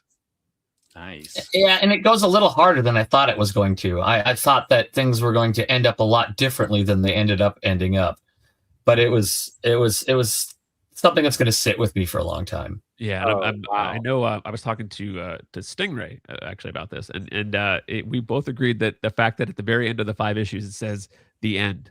That's it. I want it to be the end. I want this to, like, because it has a feeling like, oh, this could you follow these characters further in like a zombie apocalypse, and I don't want to. I want this to sit as a 5-issue story that just let it be what it was, and I don't need to. It's not about what happens next. It's about what happens to get to that point, and that's what I liked about it. Right, without having the main character that it focuses around, because it really goes in and out of flashbacks and into, it really plays with the reality a little bit and stuff like that. And without him, I just it's no there's nothing else to tell. Yeah. But that's the thing that there's the main character. You could follow his story, but not that I don't want to know what happens next. That's not what's important about the story. It was just telling the story to get to that point. So without saying more about what happens or what, but it's yeah, I thought it's definitely worth one to pick up in trade and experience. Nice. I can't wait. Thank you, Lars. I wanted to acknowledge that it's 5 a.m. where you are and you're watching. That's so awesome. Thank you. Ryan North's Fantastic Four might be my favorite FF run. I agree with that. Either that or Byrne. I loved Hickman's and I loved Wade's, but North's is so different and so good. I've heard lots of good things about it. Sorry? Yeah. I've heard lots of good things about it. Oh, it's easily it's my favorite Fantastic Four too. Oh, and yes, CNSS, you're right. Harleen, that was really well done. Stefan Shezik, he did a wonderful job, and I'm so sorry. He had an idea about Poison Ivy too, and I don't know what happened, but it's not happening now, and that's really too bad. Harleen was really good. Yeah, and the how they did the hardcover for that was great, with the acetate where it comes off, and I'd pull it out and show it, but I've got 14 Harley figures in front of it on my Harley shelf. Yeah. Did you get the matching? They made the comic book cover Funko Pop one where it's like the full size of the cover, and then it's got the a pop from that inside of it in the big like case that you can buy. Wait, I'm sorry. What now? They did Funko will do covers ones, and so they put it in a big like rectangle stack that's about the size of a comic book issue, and it's got the cover of Harleen #1, and then they put like inside that casing they also have the matching pop to go with it. Oh, that's really cool. They're big, so I don't have very many of those, but that's one I do have. I really like that. Yeah, I'll send you a picture, because I think I took a picture of that, and then the one with the McFarlane Batman with the cape wrapped around the girl. They did that one too. I definitely want to see both of those. Yeah, Lars, you're right. The girl on the ledge in All-Star Superman is a perfect comic book moment. I could not agree with you more. 100%.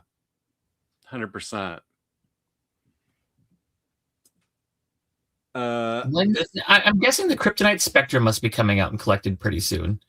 It is. You probably like that one, Jess. That was a lot of fun, because that's the Ice Cream Man team doing Superman. That's great. I'm really excited. Batman and Superman are experimenting with different types of kryptonite that they've just discovered and what it does to Superman. It's got a trippy, weird Silver Age feel. Like there's like silly, crazy antics, but it's really good. It was the first, so I hadn't read Ice Cream Man. I've read the first 6 issues of Ice Cream Man, but that was like one of my blind spot things. So I knew the creative team, and the idea of just again, the Superman, the kryptonite spectrum. Oh, there's different forms of kryptonite that Superman now wants to experiment and to figure out what they do to him. And he enlists Batman's help to just kind of navigate him through this, whatever this process is going to be. And it just that concept, I was like, oh, that sounds fun. And I didn't know what I was in for, but I loved it. I thought it was really, really, really fun. Oh, good. I'm excited for that. Yeah, I was a little worried that they weren't going to let them cook, over at DC, but it definitely let them do what they wanted to do. I love that. Yeah, they put it under the black label so they could just kind of say, yeah, it's just like other thing that but it's I really I loved it. I haven't read the Wolfman Perez Teen Titans, and I know that that's terrible because I've heard so many. Aren't there like 5 Omnis though, or something of that run? I know there's at least 3. Enough that I decided that I'm just going to stay away from any of the Titans Omnis because that's just adding too many more. Yeah. Crossed, really, Lars? That is a book that is probably the craziest book I have ever read. Is that Garth Ennis? Yeah. And I can't think of the artist right now, but it's an artist he's worked with before. And Alan Moore did an issue like for number 100. I am honestly surprised that book got published. I don't know if Avatar's even in business anymore, but that is the craziest, wildest comic I've ever read. And I don't know. It'd be NC 60. I don't think anybody should read that book. Wow. I get a kick out of Ennis. In fact, I think my Hellblazer Omni's coming tomorrow. I finally caved and got it. It got cheap enough that I couldn't say no. But I agree with you on the pack part where you're saying that it's a lot of story arcs are impactful. I am collecting the North Trades of FF and now the ongoing singles after Jess' recommendation. Not got to reading it yet. Whoa, he'll be live with Stepan Shajje. I'm going to have to tune in so I learn how to say his last name because he won't ever correct anybody. He thinks it's funny when Americans try to pronounce his name. Look at all those little thingies he's got over. I wouldn't even know how to make those letters happen on a keyboard. Yeah.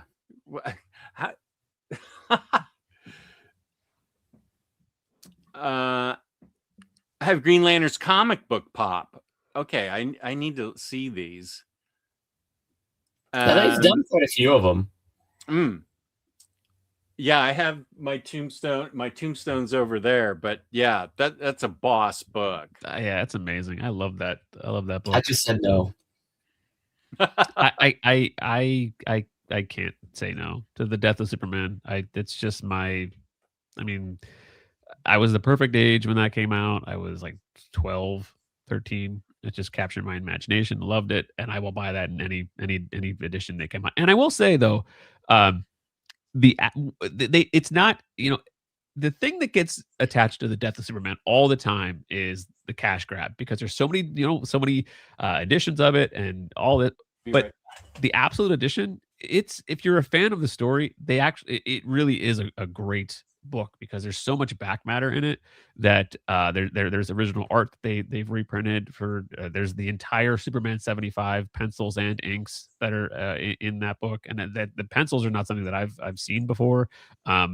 So there's a lot there to warrant for me to like buy it for another time. But yeah, I think they did a really good job with the presentation of that book.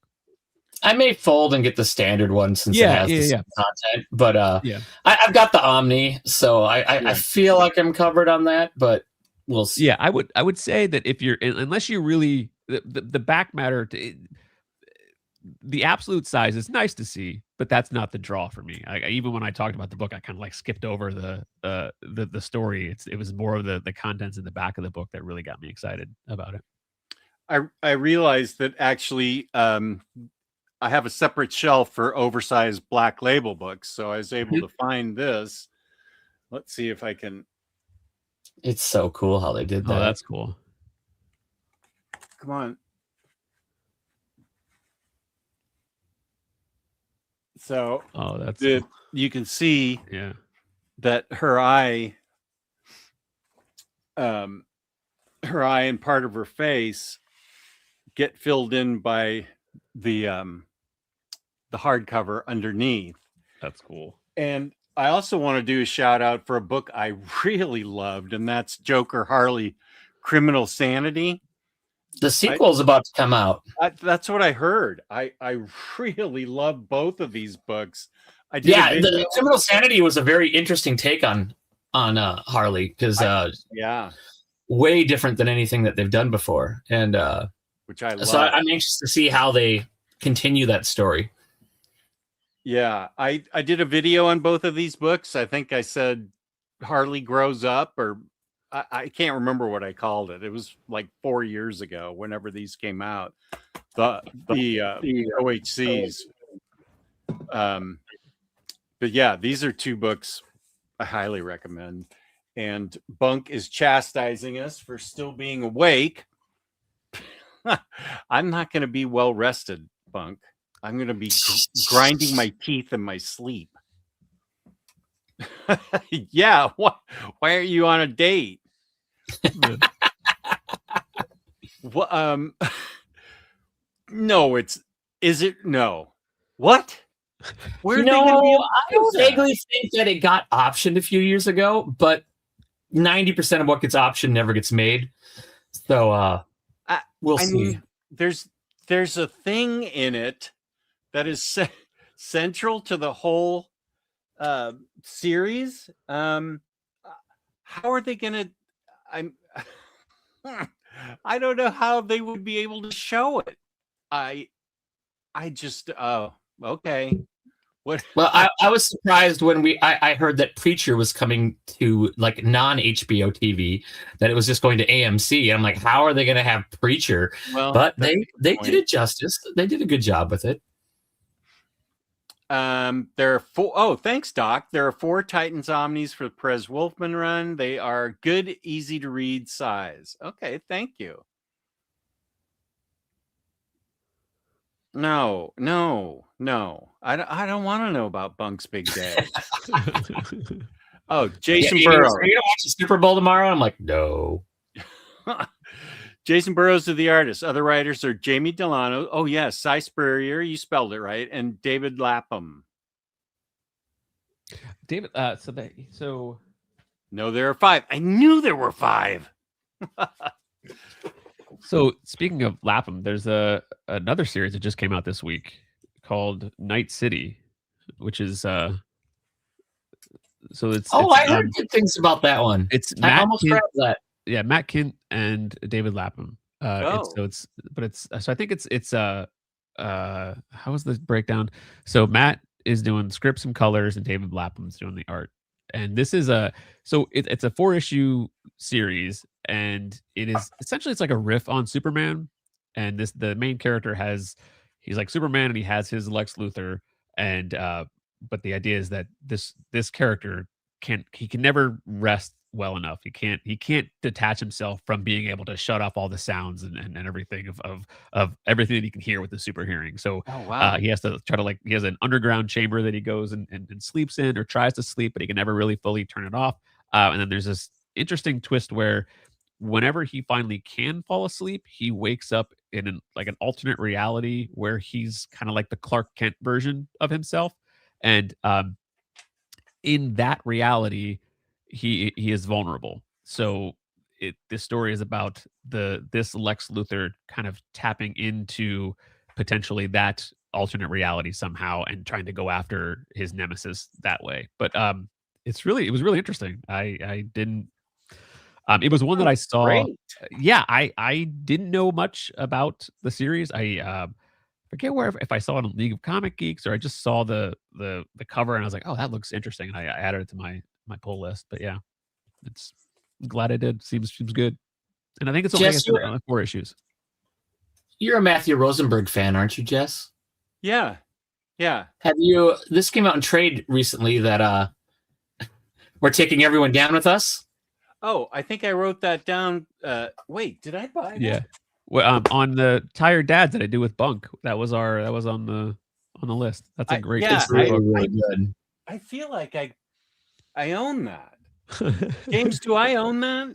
It came out just a couple weeks ago, I think, in trade. Yeah, 'cause it I hasn't think it been was out like for that long. yeah, right at the I think it was the end of December. Maybe it came out. Okay, I'll go in the other room where my new books are, and I'll check it out. It's quite Yeah, I've been a quite big good. fan of him ever since I read Four Kids Walk Into a Bank. Yeah, I love that book, and then it's right over there because it's near my. Where's the record furthest place collection. from us? Yeah, it came with That all those is really good, record too. 45s. That was boss. I still have an extra copy of the first one. Oh, nice. That's one of the only ones I actually got from DCBS back in 2021. They did like a second print, but it didn't come out for like 2 years. And I had ordered it from 2 different places because I didn't think I was going to get it from either. And then all of a sudden, like 2 years later, I got 2 copies of them within a week of each other. Why is the Poison Ivy book not happening like ever? I don't want to say like ever. That it'd be if you want to watch Omar's interview with him, if it's live, I don't know if it is. You could ask that question. My understanding, because the Minister of Comics and I interviewed him, I think back in like 2021, and it wasn't that he had a falling out with DC or anything. I think that he wanted to concentrate on his own creator-owned books. I can't think, like Sunstone and stuff. He wanted to concentrate on creating those. Shoot, what's the other? There's another book that just came out. Volume 2 came out in trade. I can't think of what it is, but that's what he's working on. Shoot, I can't think of what it is, but yeah, it's not a falling out. He wanted to concentrate on his own stuff, I feel like. Yeah, I feel like DC went really, really hard at that time with their Black Label stuff, and they were really cranking them out. And I don't think they sold super great. And I don't know if it was because they were prestige format or what it was, but it was like for maybe a year, we got tons and tons, and then they just kind of all dried up. Probably because how bad Superman Year One was. Oof. I did do a video a couple of years ago ranking all the prestige forms. Joker, Killer Smile. Ooh, I love Jeff Lemire, but wow, I did not. Yeah, that wasn't great. Superman Year One, wretched, and your favorite Damned. Damn, yeah, Batman Damned. I feel like those were the 3 that I genuinely hated, and then every other one I have on the shelf in the other room. I liked every other one to varying degrees. Liked up to loved type of thing. I think what were some ones I didn't read The Last God, which I heard good things about. Oh yeah, but Wonder Woman Dead Earth was great. Sorry, Wonder Woman Dead Earth. Oh yeah. By DWJ, yeah. Recently, the Dan Jurgens, Mike Perkins, Batman First Night is actually really good. It's a it's like a 1930s set Batman. Yeah. I'm sad that the follow-up series is standard size format versus the Prestige like the first one was.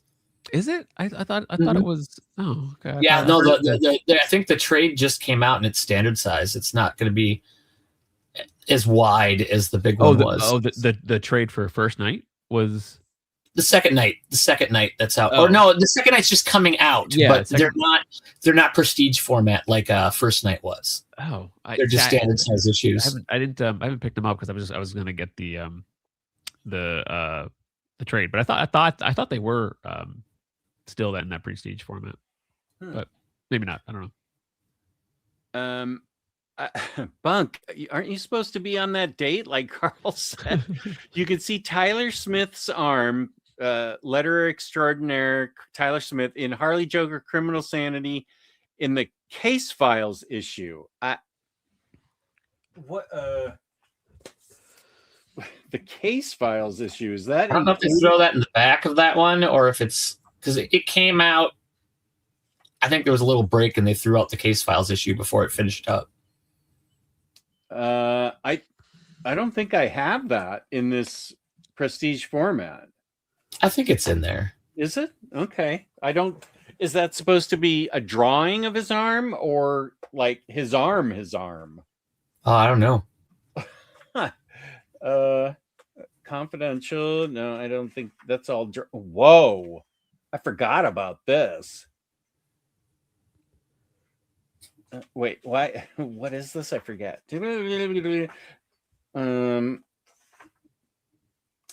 Anyway, I mean, it features art like this, and this is still this book that I'm still raving about.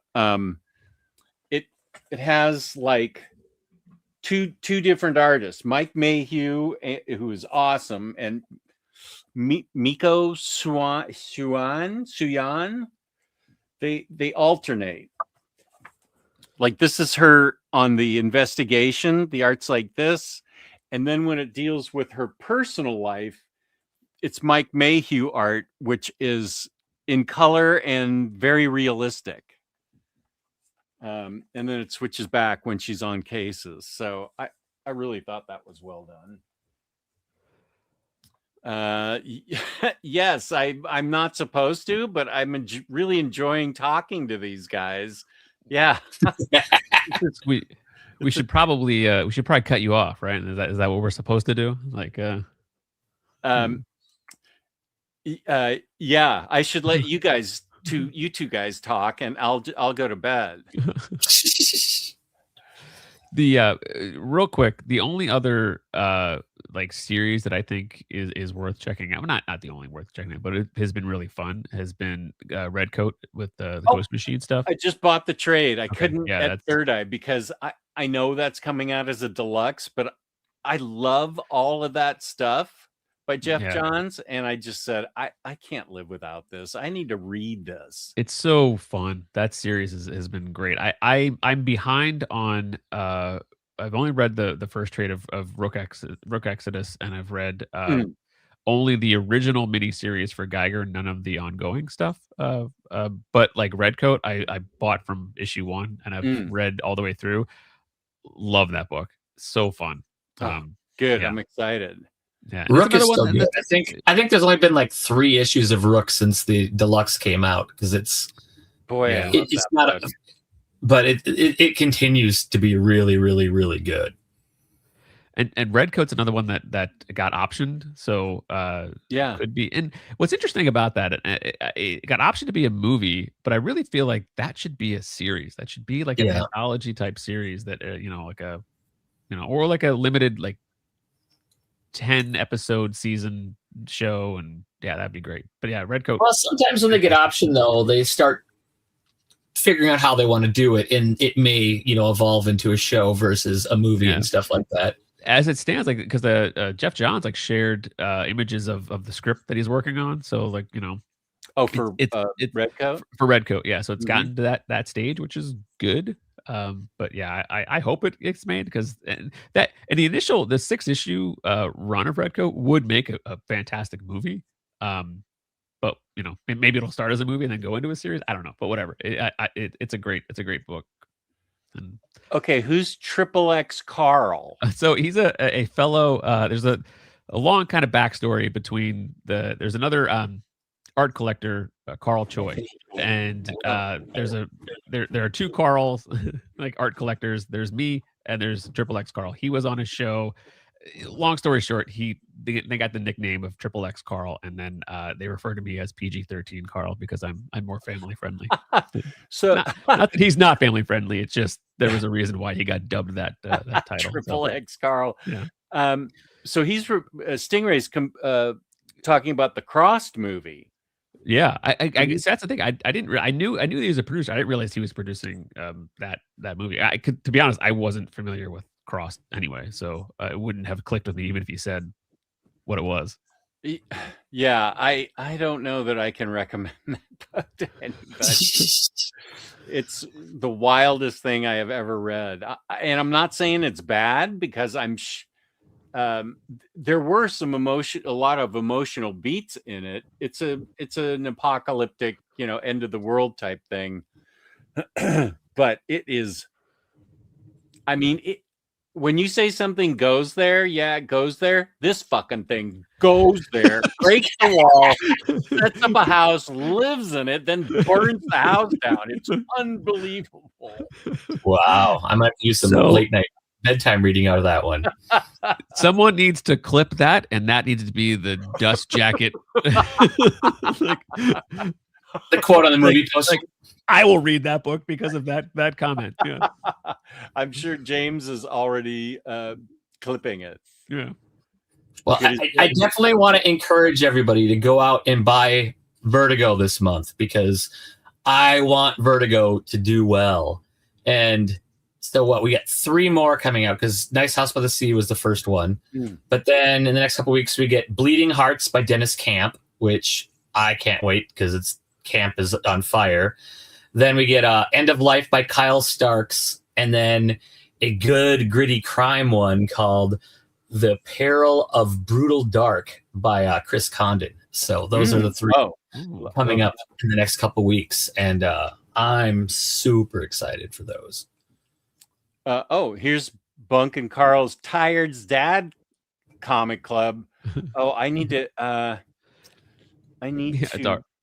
Our infrequent channel that we it's so, I mean, Bonk and I, it's just hard to get the schedules to align. We were going to record we were going to record tonight the episode of Comics That Will Save the World, but unfortunately we had this instead. So that the Comics That Will Save the World will have to wait, because who cares about that, I do. I want to see that show. No, it's just one of those things where we I love sitting down talking to Bunk, and then we do it. It just takes we'll like, let's record for an hour, and then we just sit there and talk for like 2.5 hours. It's like, oh my god! But like, I know that feeling. Yeah. So, Lars, I agree with this. There's a lot in Astro City that has the feels, like really deep feels. That book and the art, that is a really, really amazing series. I think that's something. Boy, I don't know what the logistics would be if you could make a series out of it. Astro City, so well done that I don't know. It's got an awful lot of superheroes in it. So I don't know budget wise if you could do a series about it, but it would make a fantastic series. VFC interview will be live. I believe it's set for this Tuesday at 5 p.m. Eastern Standard Time. Nice. Safar says First Night is not standard size. I got the trade. They are prestige sized. So the second night is prestige size. Good. Apparently, yeah, that's great. Yeah, that's good. And the first night was. Yeah, no, the first night was because I've got the hardcover for that. Yeah, I say good, but I don't love I don't love the prestige format single issues. I like it when it's in a collected hardcover book, but it's like, what do I do with them? Like, I don't, How do you store them? They're in a stack on a shelf right now. Like I have all of my Last Ronin just sitting in a pile over there, even though the first one's worth a little bit. It's not even in a bag. It's just sitting in a pile. That's everybody who has prestige format books. That's where they are. They're like on top of hardcover books on like the top of the bookshelf where the they don't fit in any box. Yeah, I don't even know if they have a bag and board that size. Yeah, but you have to get like the magazine size. I think. Okay. Yeah, but I don't need. I need a place that can sell 3 of them. I don't need 50 or 100 of them. Yeah, I think I've got like maybe 25 sitting in a pile over there, and Superman Year One was the second Black Label. Was Batman Damned the first? It might have been. I picked up a copy at Ollie's for something like $7. See if you can go back and get your $7 back. They should be paying you $7. Oh, I remember being excited about that one, and I think at the time I had even pre-bought them all on Amazon digitally, so I could read them the night because at like 11 o'clock, all of a sudden I get a notification that, like, I still do that with like things like Nice House of the Sea and stuff. Even though I get my physical copy the next day, I stay up and I read it at 11 o'clock because I want to know what happened. That's what I do with I do that with Transformers and GI Joe, just because I'm so like I love those right now. But yeah, and then I'll go to the shop the next day and buy the physical copy. I love hearing that. Remember DC pumping out those Black Label books to support the new line? I feel like sales would have been better if they just published them under Vertigo, though. It is a weird divide. Well, yeah, and especially because they make all these rules, but then they don't always have, because like I feel like Batman Killing Time was Black Label, even though the Help has now shown up in continuity Batman. So it's interesting. Well, but with DC, continuity is what they want it to be. They change it all the time. Yeah. Jaggernaut, good night. Thank you for being here. Stingray loves Redcoat and says, Yes, I need to get caught up on Redcoat. It's really good. It stayed consistently good for me. That I really enjoy it. I really like Hyde Street as well.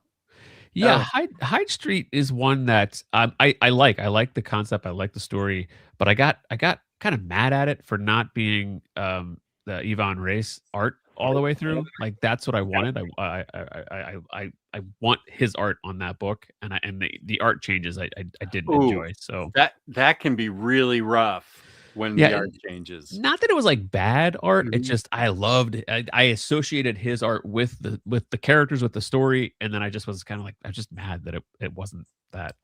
So that can pull you straight out of the book. Yeah, I'll probably go back. That was one of my issues with the Long Halloween, Last Halloween, where they had featured a different artist on every single issue, and tried to pay homage, because. The original artist is no longer with us, and it was still good, but it just didn't feel the same, and it's just always a little off. Because like when you look at stuff like the Absolute series, whenever they have flashback issues, that's when they bring in their guest artists, and that's great because then set in a different time, so it doesn't feel so out of place. But and on main series, it can be really jarring. Yeah, that's the issue I have with recent Poison Ivy standard hardcovers. I think how do you pronounce it? Marcio Takara, his art, or her art, I think it's him, is so great, so brilliant, and so captivating to me. He is my new favorite artist. And it's really jarring. The latest hardcover that I have, volume 6. He's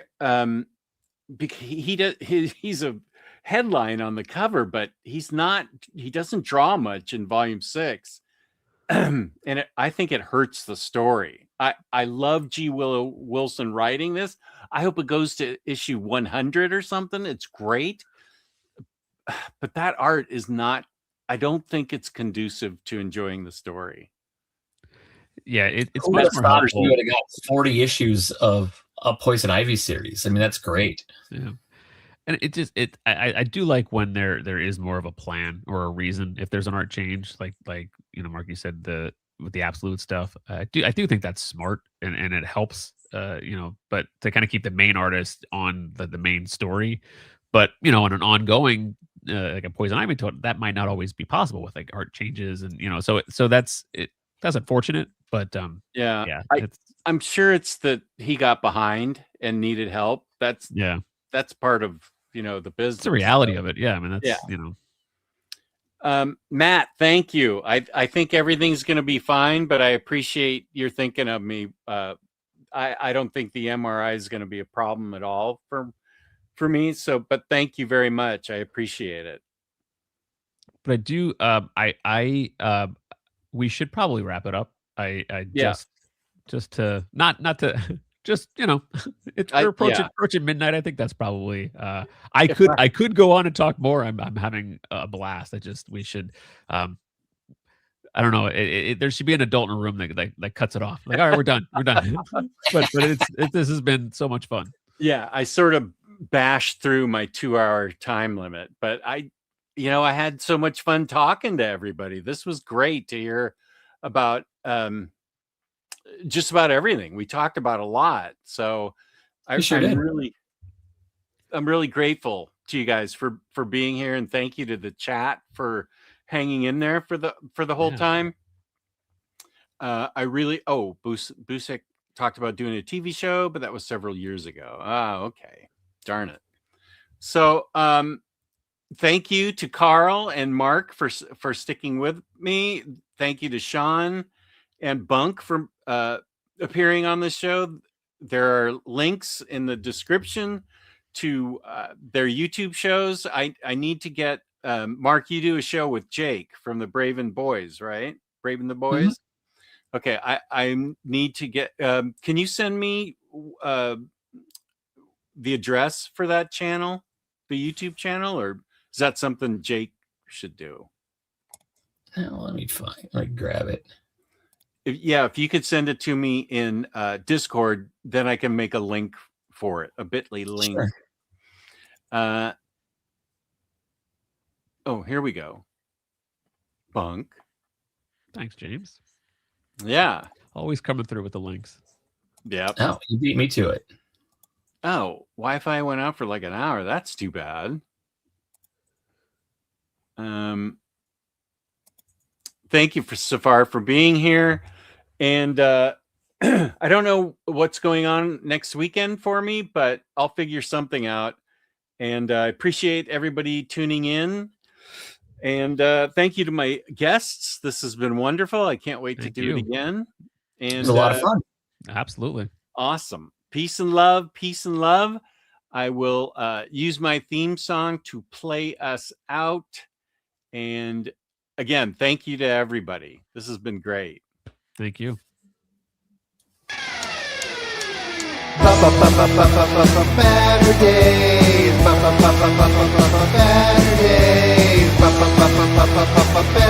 Baturdays.